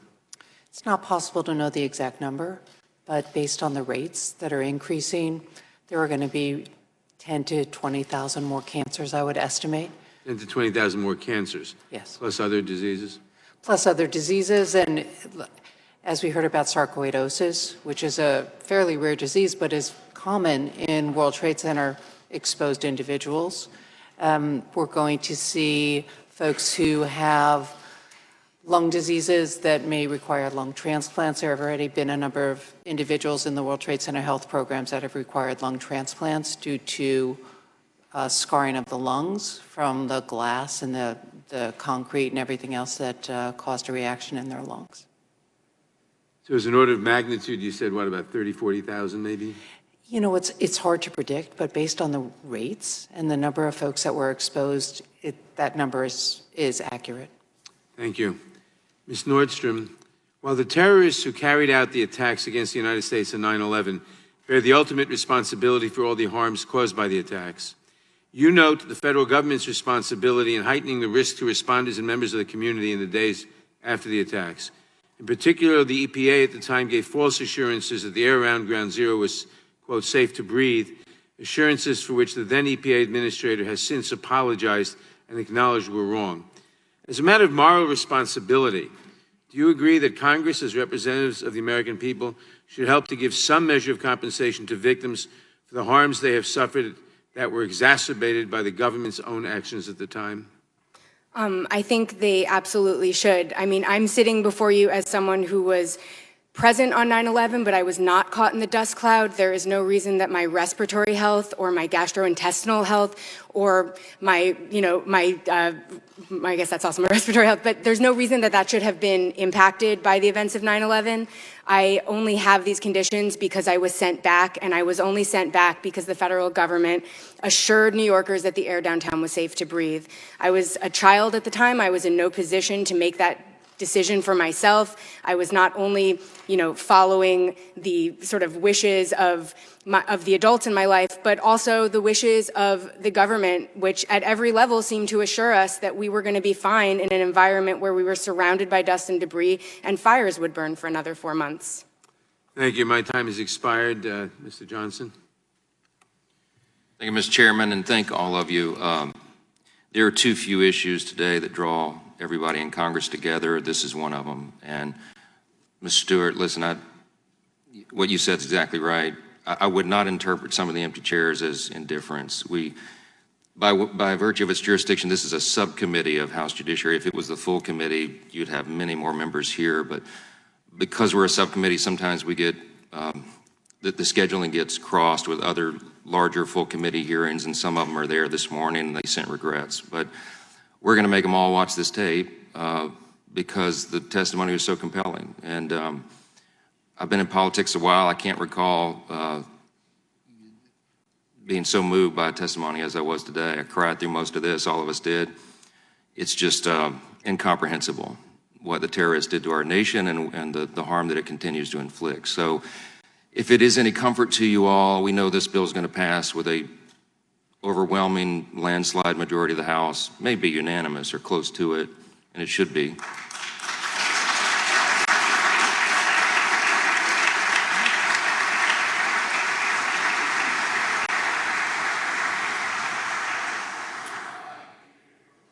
Yeah, I will. As I said in my opening statement, I mean, I'm the son of a disabled, permanently injured first responder myself. My dad was a fire captain, and so I get it. I know what you've been through, and that's why it was so painful to hear your personal stories, because I've lived it myself. So I get that. As I said in the opening remarks, just as we do with everything, we want to do the fair and just thing. We want to compensate everyone. But we also have a fiscal responsibility thing that we have to be mindful of the whole time, and that's the only question. And so I just have one question, Ms. Bhattacharya. So the CBO can't give us a score on this. They won't. We're marking it up tomorrow. It's going to pass committee. I think it's going to sail through. But has your office done any kind of estimate on total cost of what this will be ultimately? So, Congressman, we've done projections about what we expect the total cost would have been had we not done reduced awards for claims expected to be filed through December 18th, 2020, which is the current sunset date. We believe that we would need about $12 billion to compensate all of the claims expected to be filed by that date, which is about $5 billion more than we currently have. We have not done any projections beyond that closing date. Would the gentleman yield for a moment? Sure. Yeah, I just want to say CBO is scoring the bill. They are? They are scoring. We don't know, and they don't know when they'll have a score, but they are scoring it. It'll be after the fact, but that's fine. I don't know how to do this, but can I add to that point? I'll yield to you, sure. If I may? Sure. Thank you for yielding. We have to, John, we have to. I bend a knee to you. When we talk about the price, the attacks on 9/11 have been used in our government to justify all measure of policy and spending to the tune of trillions of dollars. Just recently, there was a farm bill that was $25 billion that helps farmers that are in need based on policies that are beyond their control. And I believe our government should do that. This is less than half of that, a third of that. There was a corporate tax cut that was made by our Congress, and so it's very difficult for us to hear, geez, I don't know, we're tight on money right now. It's a little cool because it's hard for me to understand that Exxon has a more urgent need than our first responder community. No, nobody believes that, John. I mean, but it's when you talk about fiscal responsibility, you talk about priorities, and priorities mean actions and not deeds. And the priority of words from this Congress is always that character and patriotism are the priority, and that we all must be willing to pay the price of freedom. This is the price, and when we show up with the bill, you cannot take a proverbial knee. no, you're right. Look, I got 30 seconds left. Let me reclaim the time because that's what we do in this procedure. I agree with you, and I'm telling you that the action is going to follow the rhetoric, and you're going to get it from No, you're right. You shouldn't have to be here. You should not have to be here. The only question is, if we authorize it to 2090, do we have any idea what that's going to cost? Just because we need to know because we're doing budgeting, not because it's not the top priority and should be, John. We're just saying, to be good fiscal stewards of all this, do we even have an idea what that ultimate number may be? And I'll leave it, that's the final question. You know, the problem is, I think, as Dr. Moline has described, is there's no way for us to know how many people were exposed. CBO originally estimated somewhere between 685 and 500,000 people.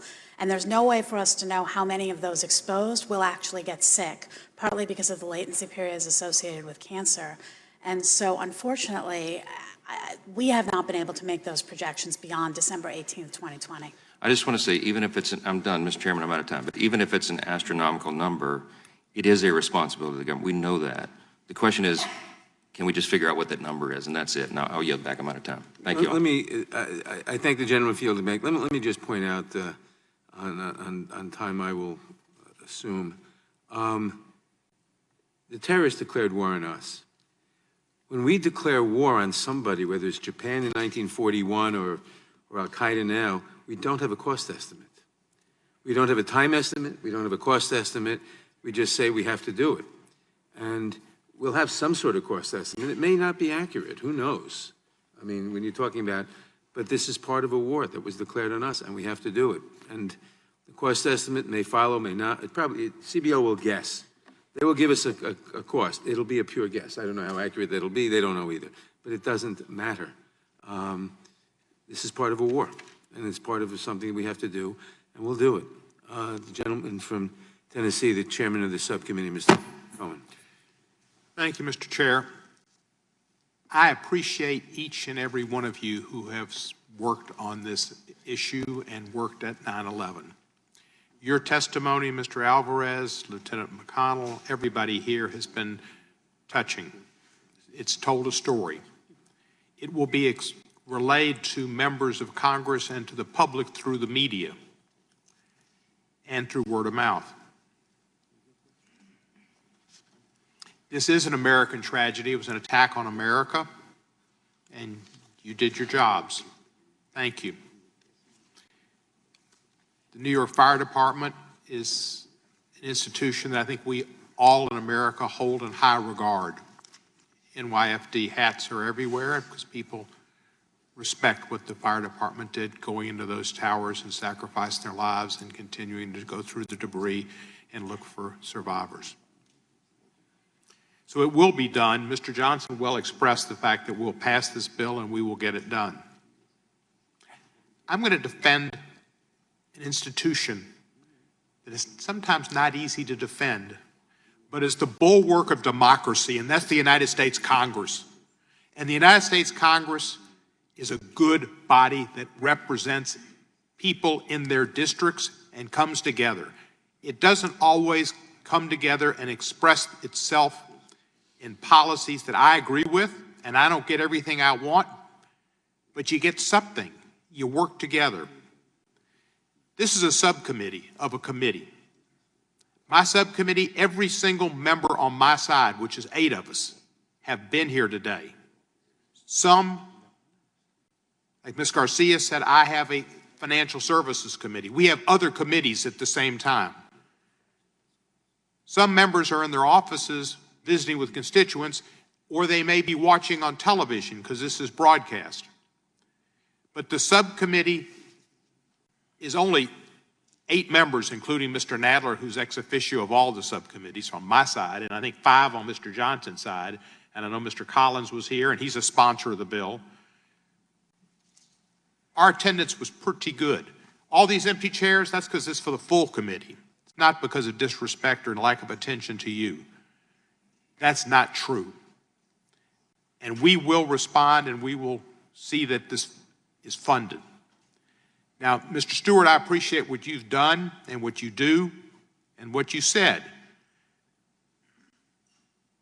But the Congress will respond in spite of the fact that we spent trillions of dollars on tax breaks for corporations and the wealthiest people in this country, many of whom are on the Upper East Side, many of whom are living in expensive, expensive places and didn't need the tax cut.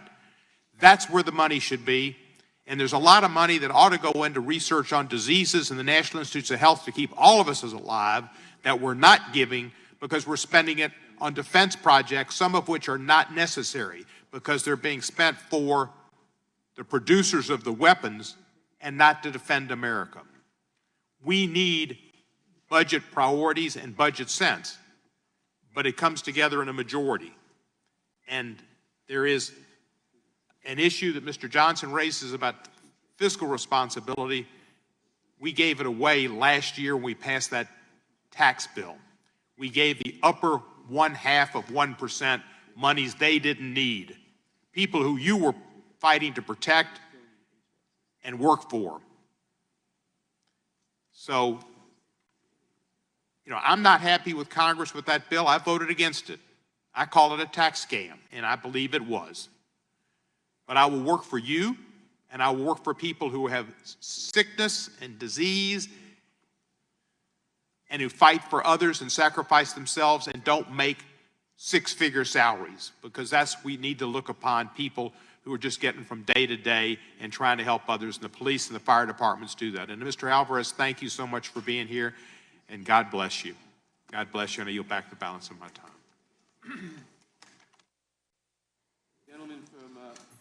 Gentleman from Maryland, Mr. Raskin. Thank you, Mr. Chairman. The first thing I want to say is that the title of the legislation is Never Forget the Heroes, Permanent Authorization of the 9/11 Victim Compensation Fund. And I am delighted to be a strong supporter of the legislation, a co-sponsor of the legislation, and I am especially delighted after hearing the incredibly powerful and poignant testimony of our witnesses today that the word permanent is in there, because the people in this room today made a permanent, lifelong commitment to the community of America when they went to rescue, to help, to assist. And we need to make a permanent, lifelong commitment to the people in this room. Not 5 years, not 10 years, but for as long as we have them with us, we must be committed to them.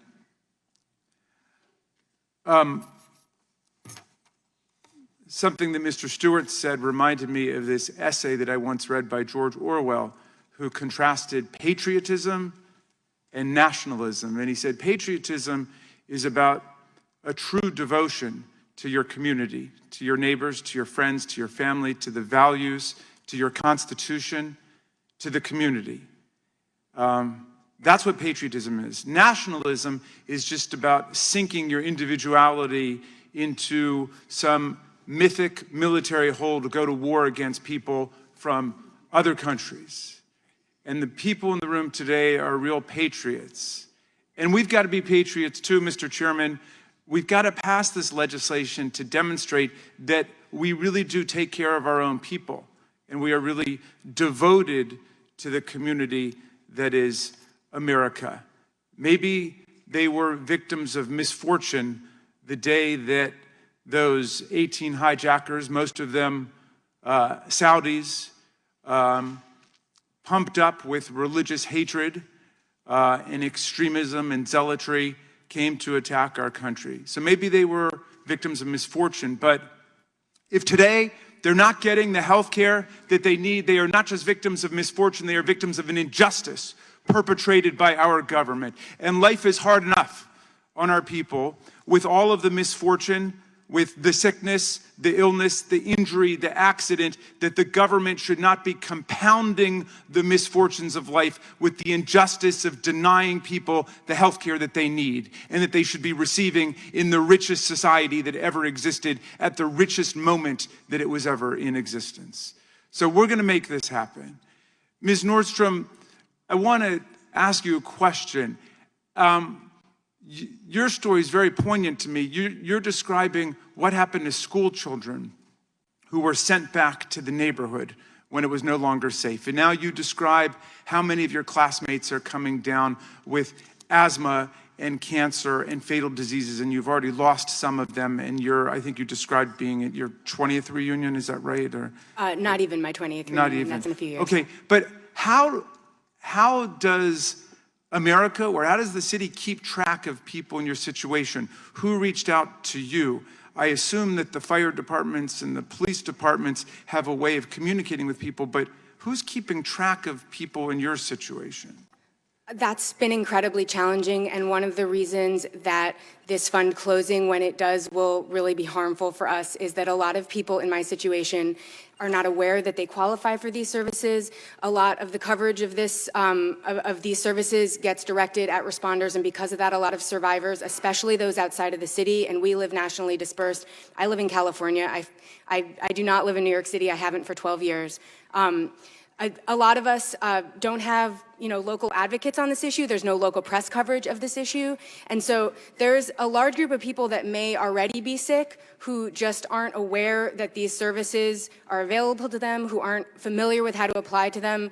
We have really had to rely on word of mouth pretty extensively. And considering that a lot of the students who were present in Lower Manhattan during the cleanup were not actually residents of the neighborhood, Stuyvesant has 3,000 students, and most of them do not live in Lower Manhattan. There is a similarly large high school who also doesn't serve a resident population a couple blocks away.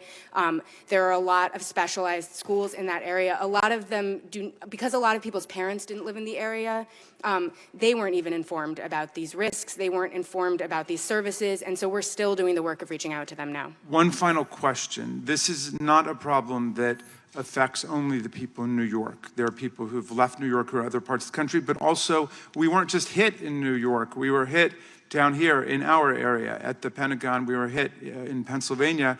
But Mr. Stewart, let me come to you, since I know you've been such a zealous advocate for the people in the room. How do we get all of America to understand this is a national problem? This doesn't affect just one isolated community geographically. I'm pretty sure all of America does understand that. I think our problem has been with the part of America that represents America. Our problem has been with the Congress and not with the American people. It's not like the support for this community isn't out there. Our problem has been that there are oftentimes just a lot of excuses. Look, it takes an incredible amount of effort from these men and women to come down here. I've been at this for 10 years with them. John Field's been at it for, 14. And they're down here hundreds of times, spending thousands of hours. It's not hard to convince the American people that this is a no-brainer and a worthy cause. Our problem has been in these chambers, and I'm sorry that it's not meant as an attack on the grand institution of democracy. It's meant as a dumbfounded shrug of, I can't understand why this has been so hard and why every time we take one step forward, something gets withheld. We've been to too many funerals, man, too many hospitals, too many hospices, and it's gonna keep going. And I think we're just at the end of the rope. Thank you for your advocacy, Mr. Chairman. I yield back, and I excuse myself only to go to the floor of the House to introduce legislation. Thank you. Thank the gentleman. The gentlelady from Pennsylvania, Ms. Scanlon. Okay. Before I begin, I want to say thank you to all of the witnesses. Thank you for being here. Thank you for sharing your stories. I also want to say that I'm sorry, not just for the loss and the grief that you've endured, and those are obviously profound, but I'm sorry that you have to be here again to plead your case to reauthorize the Victims' Compensation Fund, a decision that, as Mr. Stewart says, should be a no-brainer. This case this cause is close to my heart. I've followed it over the years for a couple reasons. My father-in-law, Red Stewart, was a volunteer firefighter in New Jersey for over 50 years. My brother-in-law is a medic and a lieutenant in a Rhode Island Fire Department. I've got several other relatives who are sworn police officers. And while I'm not a New Yorker, as a resident of southeastern Pennsylvania, when the terrorist acts on 9/11 occurred, it felt a little bit like we were in the eye of a hurricane, because Things were unfolding to the north of us in New York, to the south of us in DC, and to the west of us in Shanksville. And friends, neighbors, and relatives were impacted, whether because they were at one of those sites or because they lost loved ones. But the shock and horror of those events were really surpassed by the bravery, grace, and humanity of the first responders, many of whom are here, some of whom we lost, and everyday Americans as they responded to that tragedy. So it's that humanity that demands that Congress address this issue once and for all, and that's why I'm a proud co-sponsor of the bill. As a new member of Congress, one who ran because of anger over why things that seem so obvious aren't getting done, I hear you, and I look forward to swift passage of permanent reauthorization of this bill. Just a couple quick questions. Lieutenant O'Connell, you've already received your award from the VCF. Why are you here to testify today about this? I'm here because I did receive my award, and I've seen people fall sick and die right in front of me that haven't. I believe we lost about 20-something people last month, that their families, we have to sit there in front of them, somebody who actually has a wife and 3 children at home, knowing that they're taken care of. And I'm looking at somebody else's wife and children, and they don't know where their future lies. And that's why I'm here. And that's the common humanity that says we should pass this. Thank you. I yield back. Thank the gentlelady. The other gentlelady from Pennsylvania, Ms. Dean. Thank you, Mr. Chairman. I'm pleased to be here today, as heartbreaking as the stories are. And please understand that I, too, am a new member of Congress. I, too, am baffled that we're even having this conversation or that we force you to come here and share your heartbreak. Some of you not well, struggling for your own health. So don't misinterpret. If you see people coming in and out of here, some of us have other hearings. We're just trying to balance and do the work of both. Do not misinterpret that we do not care. We care. We think this is a grievous wrong that you have to come and ask for reauthorization. It's an absolute insane, grievous wrong, and we get it. And this new majority, I believe, will take action. I wanted to start with Ms. Henry. I think you are joined by your children behind you. I see the heartbreak in them and the pictures they carry. And I have to tell you, I was so touched by the way you talked about your husband and how proud he was of his work. Thank you. Isn't that what it's all about? That's what it's all about. Proud American work, cleaning you. trucks. You said maybe a simple task, but not so simple at all. No. And he gave of himself, all of himself. Can you tell us how your family will be impacted if you should receive only a 30% award for his loss? Well, my son is just turned 18 after his father passed away. He was not there to see his 18th birthday. College right now to be paid for him. We have other bills that our mortgage has to be paid, another thing now.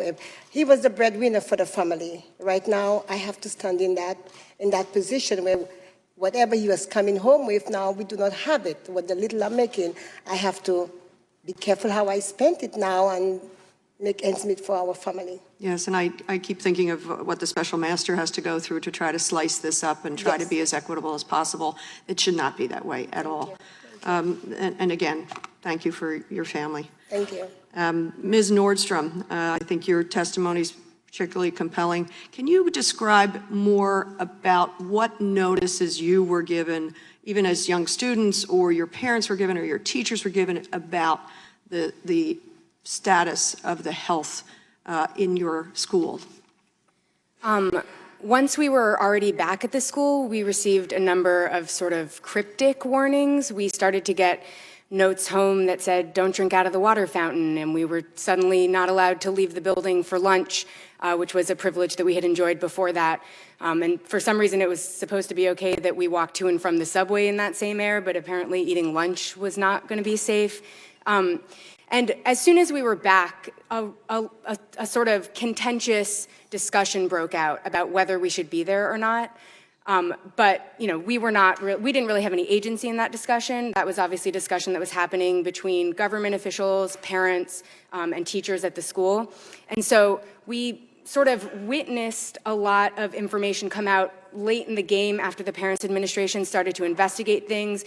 That's, you know, the Parents Administration is who discovered that the air quality at the barge was as bad as the air at Ground Zero in many days. It was the Parents Association that discovered that the carpeting and upholstery in our in our auditorium was contaminated. And it was the Parents Association that pushed the Board of Education to finally replace the filters in our ventilation system. That was something that was supposed to be done before we went back and did not get done. But all of that took months to unfold.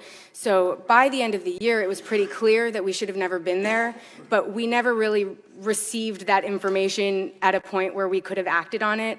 Certainly, if the sort of government officials charged with our care had been honest about the situation, I think it would have been appropriate to remove us from the premises, but no decision like that ever got made. Instead, just these small steps where they were gonna hose down the debris, and then, you know, they were gonna replace the carpeting in the theater, but not the seats, and small steps like that got made, but nothing substantial got made. And so we just kind of at the end of the year looked back and realized, oh God, we shouldn't have been here. Sounds like malpractice to me, that you would have been allowed to be educated there. And then Mr. Alvarez, I wish I could talk to all of you. My time is limited, but Mr. Alvarez, I just wanted to offer you my thoughts, prayers, and the strength that you show. It's extraordinary. You represent this audience filled with first responders and volunteers. And I was impressed by you saying you didn't want anything for yourselves. You just wanted to do the work and help others. Yes. I guess, can you just tell me, other than provide full funding, permanent funding, what else would you like us to know? Well, I've been lucky because I received my VCF payment. And with my New York City Police Department disability check, I'm doing okay. But there's others out there who aren't doing okay, who don't have a disability, who count on that money to pay their bills, and it's tough on them. It's really tough on them. I'll just close with saying, may we be guided by your selflessness. Thank you, Mr. Chairman. I yield back. Thank you. The gentlelady from Texas, Ms. Jackson Lee.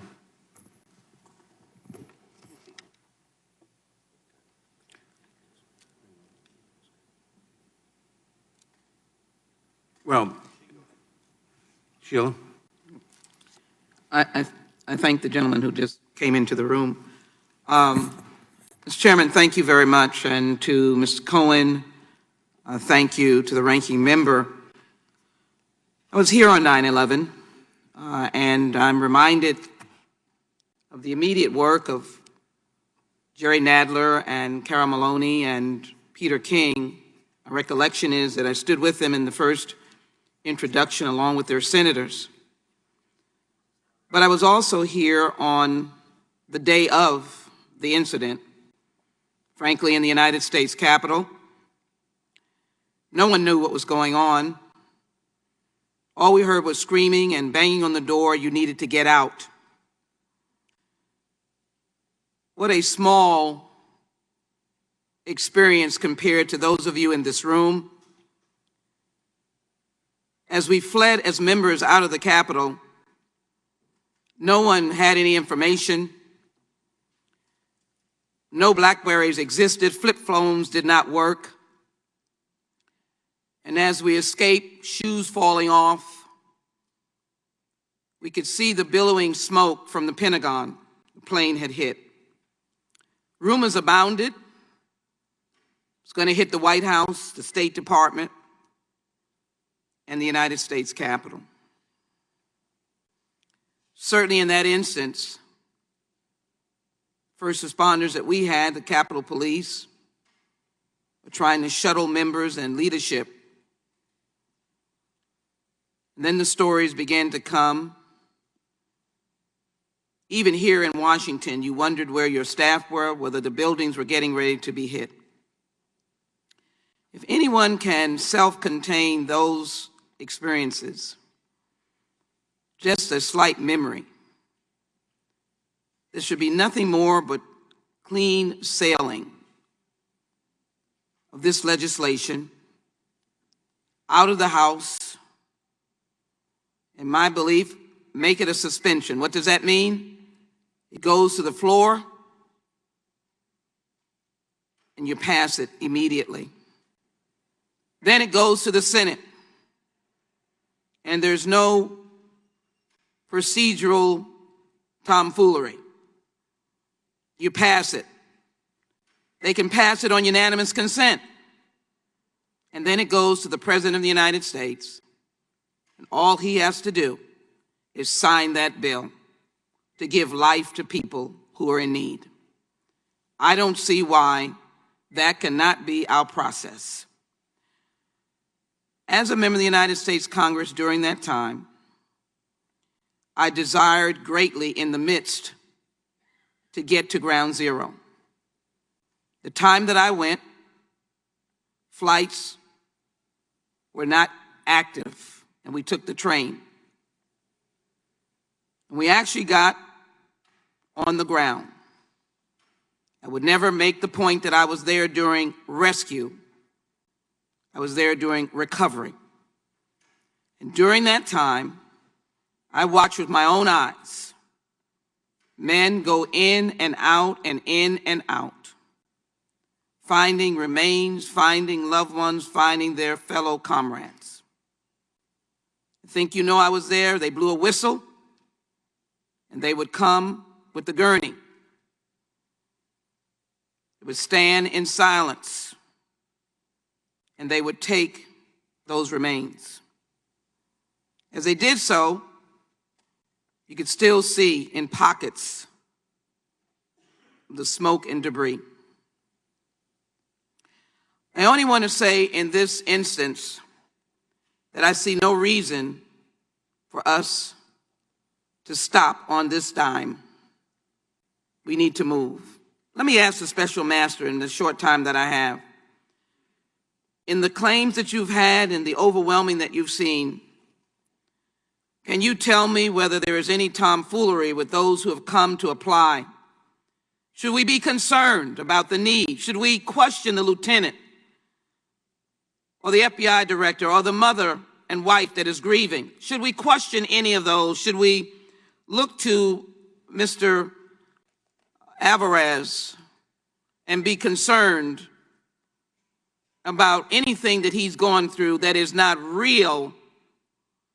Are you facing the devastation of having to say no to people who are in need? Special Master? Thank you, Congresswoman. The VCF, under the Zadroga Act, has not documented any instance of fraud in a paid claim. We have very robust standards and procedures in place. Obviously, as a component of the Justice Department, we take fraud very seriously.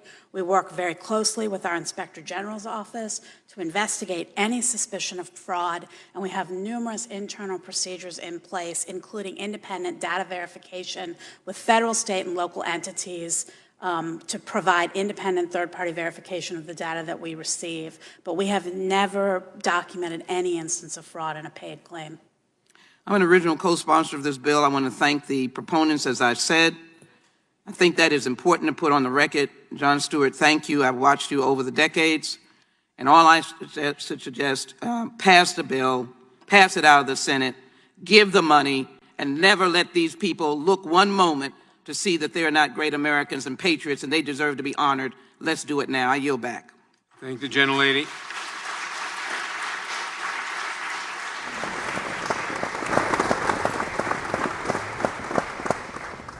Gentleman from Virginia, Mr. Klein.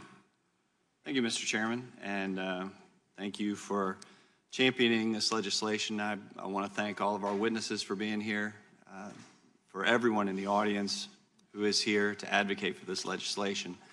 It's an important bill.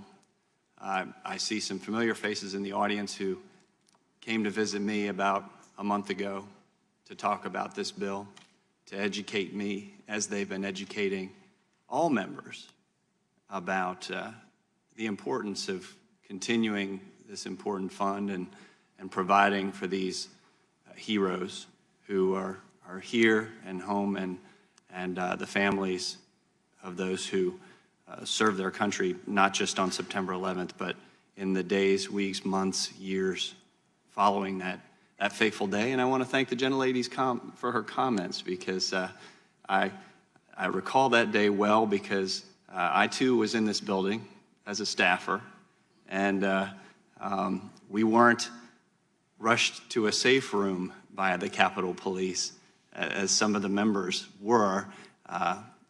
We were given guidance to get your staff out. I was the chief of staff. We were told, get them out. So we, however we needed to, walk, run, we evacuated, not knowing what was going on, but seeing the smoke coming from the Pentagon. There was talk of a bomb at the State Department.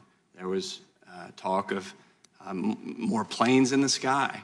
And we don't know where Flight 93 was headed, but we know it was headed in this direction.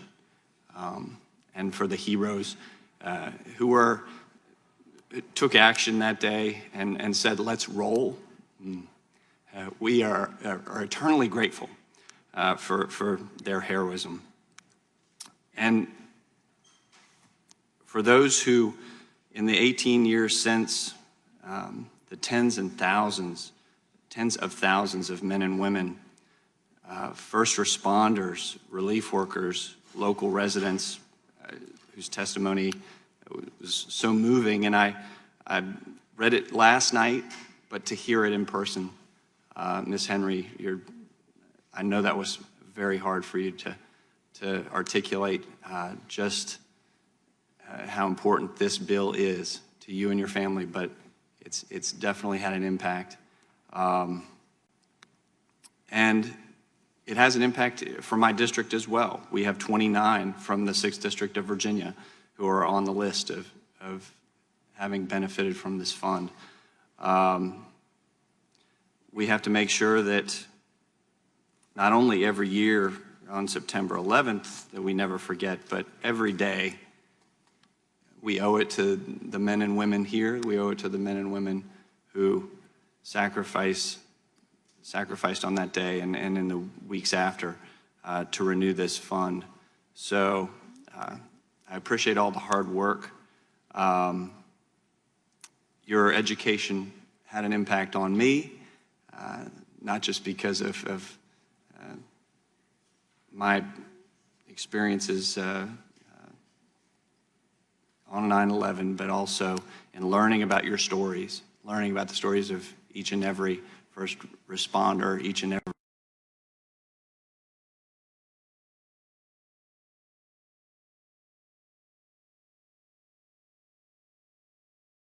the job that he was doing. He knew he was a part of something bigger, of something that was a moment in our nation's history that will never be forgotten. And I know that he brought that home with him at the end of his day. Can you speak to that pride with which he did his job? I know when my husband got worked with local center and they transferred him over there, I don't think, we didn't have anything in our mind that he would, all this debris and all these things was out there, that we would get that. He went to work with pride.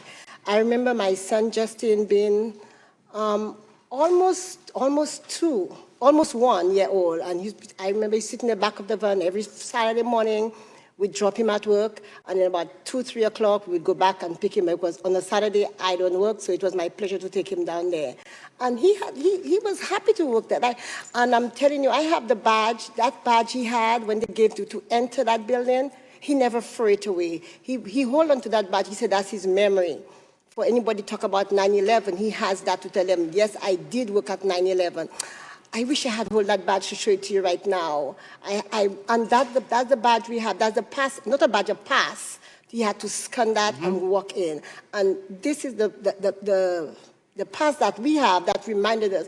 And my husband going through all his sickness, we never thought that it was 9/11 until we met Dr. Dimopoulos from North Shore Hospital. That when they refers to him, and in talking to him, he said, that sound like what your husband had. Did he work at 9/11? And then it came to my husband said no, because he didn't remember. But going back into his pile of papers and stuff, here comes the back, his past. And like, oh my God, he did work there. And then we brought that up. And that's how we spoke to Matt. And Matt have us right here. And I'm thankful that the VCM is still there with us to help us, because my kids, they miss their dad so much. His only daughter. We don't know. She's going to walk down the aisle one day. What am I going to do? Maybe Justin or Kendall, his oldest son, Kendall, is not here with us. That's who have to step in for the father, step in as a father. And my family who's stepping in as father, this morning we woke up, we drive up last night. All we could do was talk about him if he was there. He's our navigator. We don't need a navigator. Anywhere we go, he knows. Make a left, make a right, and we would be right there. We went to Canada, we went to Georgia for the first time, and we were like, we don't know where we are. And he said, don't worry, make a left. Make a right. There's a circle in Georgia. We keep going. And he tell me, we're going to circle. Take the first right. Take the first step. And that's what it is, sightseeing. On a Saturday, when he would say, get up, 5 o'clock. Wake up. Let's go out. Where are we going to? Anyway, just jump in the car. We would just leave. That's how we discovered Pennsylvania. That's how we went to different places. And we miss that. Right now, we want to go out, but it's so much in our memory. Driving up last night was not an easy task. It was not easy. And I'm so happy that he helped Justin just got his driver's license. He was the one who showed him some of the shortcuts, although one day he did it, he told Justin, follow the police car, and as Justin was, Justin realized, I'm following the police car and I'm going to somewhere. Justin checked himself, and then we still all laughing. You don't have a memory anymore. You're making Justin follow the car, going to the wrong direction, and we had a good laugh at it. So coming up last night, Justin is driving, and we just thinking, if Daddy was there, he'd tell me, make a left, overtake this car, take this nice thing, and the police is down to catch you. He said, no, Daddy would tell me to stop. The police is down there. So we really missed him, and my husband did enjoy working at Ground Zero. That was his pride. He told everybody, I did work at Ground Zero. I know what it's like. So we really, really, really, really miss him. Really, really miss him. Thank you very much. I hope that we can pass this bill. I appreciate everyone for their testimony today. I'm sorry I wasn't here for each and every one of your testimony. I have another hearing in education and labor, and so we're back and forth. But to each and every one of you who was here, I appreciate your testimony and for all the work you've done. Let's pass this bill. Thank you. Recognize the gentlelady from Texas for unanimous consent request. Yes, Mr. Chairman, thank you. First of all, these are all good people, and I think they're all going to be committed to you. I wanted to ask unanimous consent to put in the record an article that said officials demand permanent funding for 9/11 victims, compensation to stem escalating crisis, and I think we hear your cry, and we're going to listen. Ask unanimous consent, placed in the record. Without objection, the document will be placed in the record. This concludes today's hearing. I want to remind people that tomorrow, in this room, we'll have a full committee meeting for the purpose of marking up and reporting to the House floor this bill tomorrow. We will move the bill to the floor tomorrow. We will get this done as quickly as possible, but I do think we will get it done. I want to thank our witnesses. I want to thank all the first responders and others for attending and for all the work that you've done over the years and for your sacrifices. Without objection, all members will have 5 legislative days to submit additional written questions for the witnesses or additional materials for the record. Without objection, the hearing is adjourned.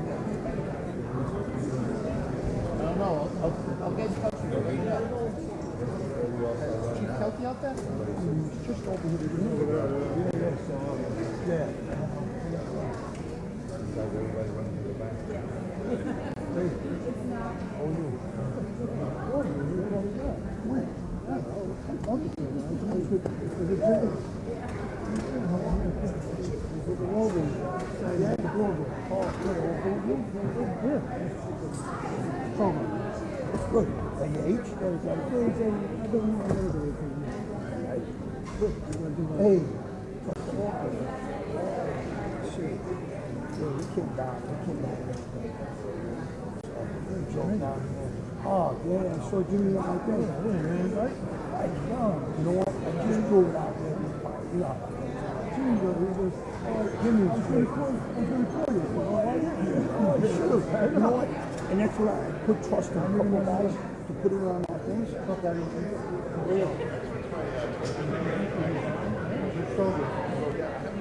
Yeah, good. I didn't know you were. I didn't find out you were.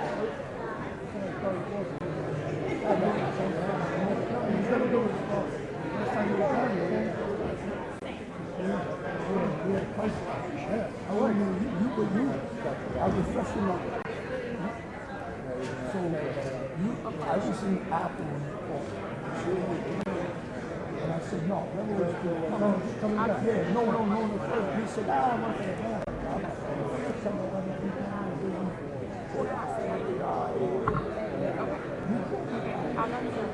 You said something.